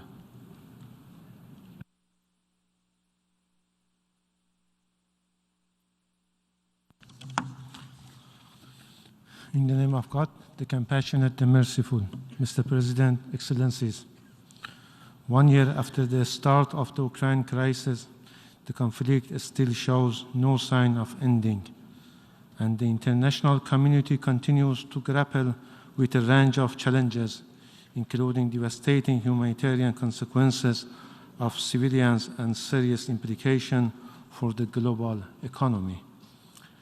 Given these complex and difficult circumstances, it is essential that we remain fully committed to achieving a peaceful resolution and lasting peace in Ukraine. This must be done in accordance with the principles outlined in the Charter of the United Nations. Mr. President, the Islamic Republic of Iran's position on the ongoing conflict in Ukraine has not changed. We are steadfast in our commitment to upholding the principles and purposes enshrined in the Charter of the United Nations, including the principles of sovereign equality and territorial integrity of states. We urge all parties to fully comply with their obligation on the international humanitarian law, including taking constant precautions to protect civilians and critical infrastructure and facilitating safe and unfettered access to humanitarian aid for those in need. Mr. President, we acknowledge that this conflict is determinantal to both parties, as neither can gain any long-term advantage. To achieve a sustained solution, it is crucial for all involved parties to abandon their military ambitions and prioritize finding a peaceful diplomatic resolution. By prioritizing dialogue and diplomacy and addressing the underlying cause of the conflict, we can take crucial steps toward achieving a solution that not only mitigates the devastating humanitarian impact, but also restore regional stability and security. Against this backdrop of the increasing need to end the conflict, my delegation supports the idea of leveraging the Secretary General's capacity as mandated by the UN Charter to establish a cross-regional group of independent, competent, impartial countries. The Islamic Republic of Iran is ready to contribute to this process, which could be critical in facilitating constructive dialogue and assisting in identification of solution to the current impasse in the Ukraine conflict. As a first step, we call for an immediate and comprehensive ceasefire coupled with the provision of humanitarian aids to those in need, which should take precedence over all else. Mr. President, on the anniversary of this tragic conflict, we had hoped that the draft resolution before us would present a practical and achievable means to bring the end to the conflict, consisting with the UN mission. Unfortunately, the proposed text falls short of the comprehensively and impartially addressing all aspects of the issue and fails to acknowledge the condition and provocation actions that have contributed to the crisis. Moreover, the policies and the action declared by certain sponsors of this resolution raise doubts about their political will to resolve the dispute peacefully. These policies and actions on the ground have only aggravated the situation rather than promoting a peaceful and lasting solution. Instead of bringing the member of a state together, the resolution may further polarize them, potentially worsening the conflict in Ukraine. We believe that any resolution to this issue must be based on a thorough and unbiased assessment of the situation and underlying cause of the conflict, and must consider all relevant factors and perspectives. It is also critical that all parties involved demonstrate a genuine commitment to reaching a peaceful resolution and take concrete steps in that direction. In the light of these concerns, our delegation has decided to abstain from voting on this resolution. Nonetheless, we remain committed to working toward a peaceful and sustainable resolution of the conflict, and we stand ready to engage in constructive dialogue and cooperation with all parties to achieve this important goal. Mr. President, I would like to address the reference made to my country by the representative of the Israeli regime during the general debate yesterday. Indeed, Iran-phobic campaign and widespread systematic dissemination of disinformation and baseless allegations against Iran have always been one of the main elements of the statement by the Israeli regime in this august body. The Israeli regime cannot conceal its brutalities in Palestine or distract attention away from its long-standing malign activities and demoniac policies in other countries. The Israeli regime is notorious for its atrocities and apartheid policies against the people of Palestine and region by targeting and killing innocent people, including women and children, in occupied Palestine. The Israeli regime continues to commit flagrant and systematic violation of human rights and all norms of international humanitarian law, especially the core crimes of genocide, crime against humanity, war crime, and crime of aggression. In this regard, we strongly condemn the Israeli regime's recent terrorist attack early on Sunday, 19 February, against a civilian residential building in the densely populated district of the central Damascus, which continued a flagrant violation of international humanitarian law and endangering regional and international peace and security. The international community must strongly condemn such attacks and compel the Israeli regime to end all acts of aggression against Syria's sovereignty and territorial integrity immediately. Possessing all types of the weapons of mass destruction, as well as the most sophisticated conventional weapons, the Israeli regime continues to endanger peace and security in the region and beyond, and at the same time reasonably defies constant strong international call to join internationally legally binding instruments banning weapons of mass destruction. Nevertheless, it attempts to portray Iran's conventional weapons capabilities or its exclusively peaceful nuclear program as a challenge to the regional stability. Mr. President, while we reiterate our commitment to ongoing bilateral cooperation with Ukraine and Russian Federation, my government categorically rejects unsubstantiated claims that Iran has transferred unmanned aerial vehicles for use in Ukraine conflict. Such claims are nothing more than a propaganda campaign used by certain states to advance their political agenda. Iran is willing to engage in constructive bilateral technical and expert exchange with Ukrainian experts in order to clarify the unsubstantiated allegation leveled against it. I thank you, Mr. President. I thank the distinguished representative of the Islamic Republic of Iran. Now I give the floor to the distinguished representative of Romania.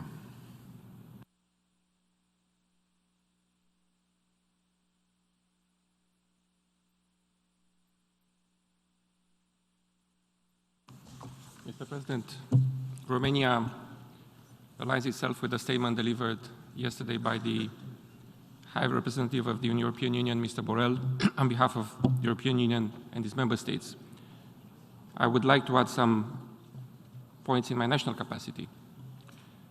What we wish for, on the cusp of the one-year mark since the start of Russia's fully-fledged war of aggression against Ukraine, is very simple.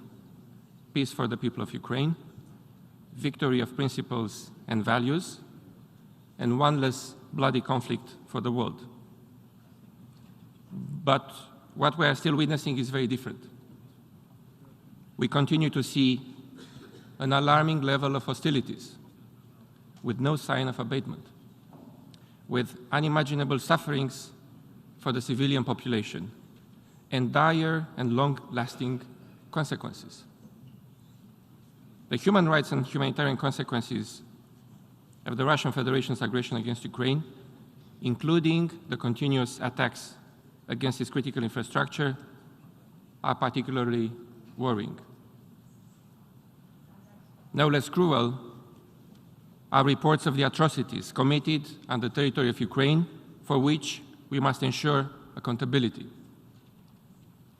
This continued aggression undermines the core of the rules-based international order and effective multilateralism, and remains a matter of concern for the international community. The hybrid war proliferated by Russia, even more intense through fake news, disinformation, and malign interferences, aims not only to destabilize the region and the most vulnerable states, as the Republic of Moldova, but also to undermine our unity, mutual trust, and solidarity.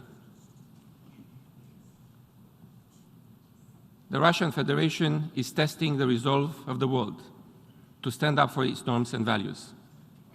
By attacking the basic principles enshrined in the UN Charter, the Russian Federation, as a permanent member of the Security Council, is also attacking the very foundation of the international peace and security.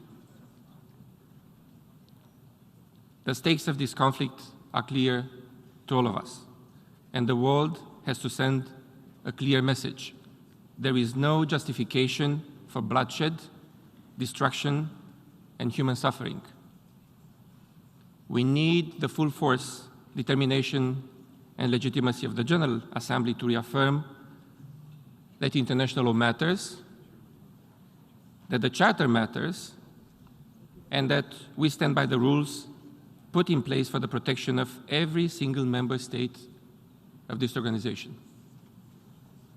The upcoming vote on the resolution in front of us, which we must adopt with the largest possible majority, is an opportunity to reaffirm our support for Ukraine and the Ukrainian people, and to call for a comprehensive, just, and lasting peace in Ukraine based on the principles of the UN Charter and international law.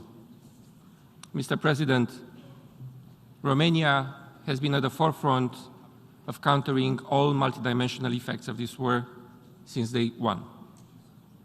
Romania is also fully engaged in international efforts to end Russia's impunity. We are also a strong supporter of the efforts to seek accountability for all crimes committed in Ukraine. The perpetrators must pay, and our collective efforts must be efficient in this regard, as Ukraine seeks the justice it deserves. We support the establishment of a special tribunal for the crime of aggression in relation with the situation in Ukraine. Romania has stood by Ukraine, our direct neighbor, during this whole year of the Russian aggression. A multidimensional effort has been ongoing for the past year to accelerate the transfer of around 13 million tons Ukrainian grain, I repeat, 13 million, 1-3, through Romanian territory. These have reached countries in the global south that have been greatly impacted by the increase in global food prices and that have been already facing food insecurity. The Romanian port of Constanța at the Black Sea has become the main gateway for Ukrainian grain shipments, a real food hub at the European level, a direct effort to contribute to ensuring global food security. With the same goal, we have also advocated and we hope for a continuation of the Black Sea Grain Initiative. Around 3.6 million Ukrainian citizens have entered Romania so far. Among these, over 110,000 remained. We have offered humanitarian aid to those in need. We have also set up a humanitarian hub, and all this to reduce the suffering and help Ukrainians to defend and build their way to peace. Mr. President, what we all want is peace. This was made clear today and yesterday by countless delegations. A comprehensive, just, and lasting peace. A peace that does not reward the aggressor. A peace based on the principles of the UN Charter, which we have bravely stood up for in the past. And peace in Ukraine cannot be restored by inaction. As a matter of urgency, the Russian Federation must reserve its illegal actions and unconditionally withdraw its military forces from the territory of Ukraine within its internationally recognized borders. And this call is what the resolution before us delivers. We have the power to unite around this text. Romania supports the draft text, is one of the co-sponsors, and calls on the whole UN membership to vote in favor of this resolution for a just and lasting peace in Ukraine based on the principles of the UN Charter. Thank you, Mr. President. I thank the distinguished representative of Romania. Now I give the floor to the distinguished representative of the International Institute for Democracy and Electoral Assistance.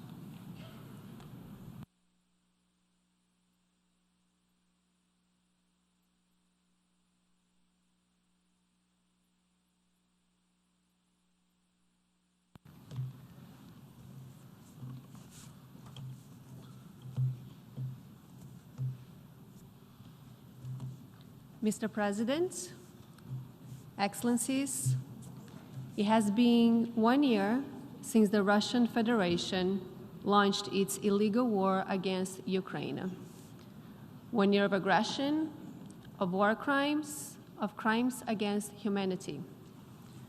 1 year of brutality against the basic principles of the UN Charter, against the promise of democratic rights and freedoms, against the international rules-based order, and respect for the sovereign equality of all member states. 1 year of death, displacement, and devastation occurring each day in territories invaded by Russia and reviewed in areas recovered by Ukraine. International IDEA reiterates its condemnation of Russia's illegitimate and immoral war against Ukraine and urges the immediate and unequivocal withdrawal of all Russian military forces from Ukrainian territory. Until this occurs, we welcome the adoption, enforcement, and continued escalation of sanctions by the international community against the Russian Federation. Ultimately, the responsibility of the Russian Federation must be addressed in accordance with General Assembly Resolution 60/147 and Universal Declaration of Human Rights. This accountability is a matter of international law, and rule of law must and shall prevail. We encourage the UN Secretary General to continue working to advance ceasefire talks and to support increased humanitarian access to the war-affected areas and protection of civilians. The resolution being debated today calls for a comprehensive, just, and lasting peace in Ukraine. Such an objective is inextricably connected to the democratic ambitions of the Ukrainian people. As International IDEA has noted previously, this conflict is about democracy as much as it is about sovereignty. Over many years, and despite many obstacles, Ukrainians have repeatedly affirmed their commitment to democratic values. The result has been steady improvement across a variety of democratic indicators, including respect for media freedoms, the fight against corruption, and the conduct of free and fair elections as measured by International IDEA's indices and reports. Today, this hard-won progress hangs in the balance. But let us be clear, Ukrainians have chosen democracy. Thus, a comprehensive, just, and lasting peace in Ukraine must be a democratic peace determined by and for Ukrainians. Support from the international community should reflect this democratic imperative. Among the needs of a post-war Ukraine, democracy support and the defense of human rights will be crucial. Excellencies, the outcome of this institutional process will reverberate far beyond Ukraine. It is a test of the defense and rebuilding of inclusive and sustainable democracy as a guarantor of rights for both people and nations. In this effort, we should not lose sight of the need to enable a path for democracy to return to Russia as well, as part of securing a lasting and regional and global peace. We must say clearly, a democratic Russia would have not unleashed this tragedy. Advancing democracy is the single best way to build and guarantee global peace. Ukrainians are putting their lives on the line every day to defend the values that we claim to hold, the values of the UN Charter, of sovereignty, human rights, and multilateralism. Helping them to preserve a future for Ukrainian democracy will be our greatest tribute to them. I thank you. I thank the distinguished representative of the International Institute for Democracy and Electoral Assistance.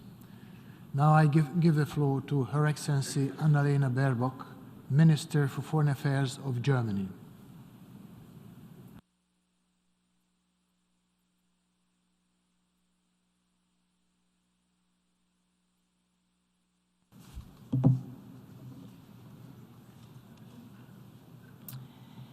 esteemed colleagues, 45 seconds. 45 seconds to get your grandmother to safety. 45 seconds to make it to the basement. 45 seconds. That's how long it takes for missiles from Russia to hit the city of Kyiv after you hear the sirens. I met teenagers in Kyiv in eastern Ukraine for whom counting to 45 has become part of their daily life. Teenagers, grandmothers, fathers who want nothing more than for this war to end, to have peace. Russia's war of aggression has not only brought terrible suffering to the people of Ukraine, this war has opened gaping wounds across the world. Families on all continents who cannot make ends meet because of rising food and energy prices. I think all of them and most of us here agree on one simple thing. We want the suffering to stop in Ukraine and worldwide. We want this war to end. We want peace. And the good thing is, we do have a peace plan right here in front of us. It's called the Charter of the United Nations. Its principles, which apply to every state, are very simple. Sovereign equality, territorial integrity, and the non-use of force. That's why the road to peace is also very clear. Russia must withdraw its troops from Ukraine. Russia must stop the bombing. Russia must return to the UN Charter. Each and every one of us here today has an opportunity to contribute to this peace plan by telling the aggressor to stop, by making clear that it's not peace if an aggressor tells its victim to simply give up, that it's not peace if an aggressor is rewarded for its ruthless violence. This would run counter to the very essence of our United Nations Charter. It would not mean peace, but more violence. That's why we are supporting Ukraine in its right to defend itself as enshrined in Article 51 of the UN Charter. I've heard also today some of you who said that by arming Ukraine, we are adding fuel to the fire. Let me ask you honestly, why on earth would we do that? We did not want this war. We did not choose this war. We too would much rather focus every bit of our energy and also of our money on fixing our schools, on fighting climate crisis, on strengthening social justice. But the truth is, if Russia stops fighting, this war ends. If Ukraine stops fighting, Ukraine ends.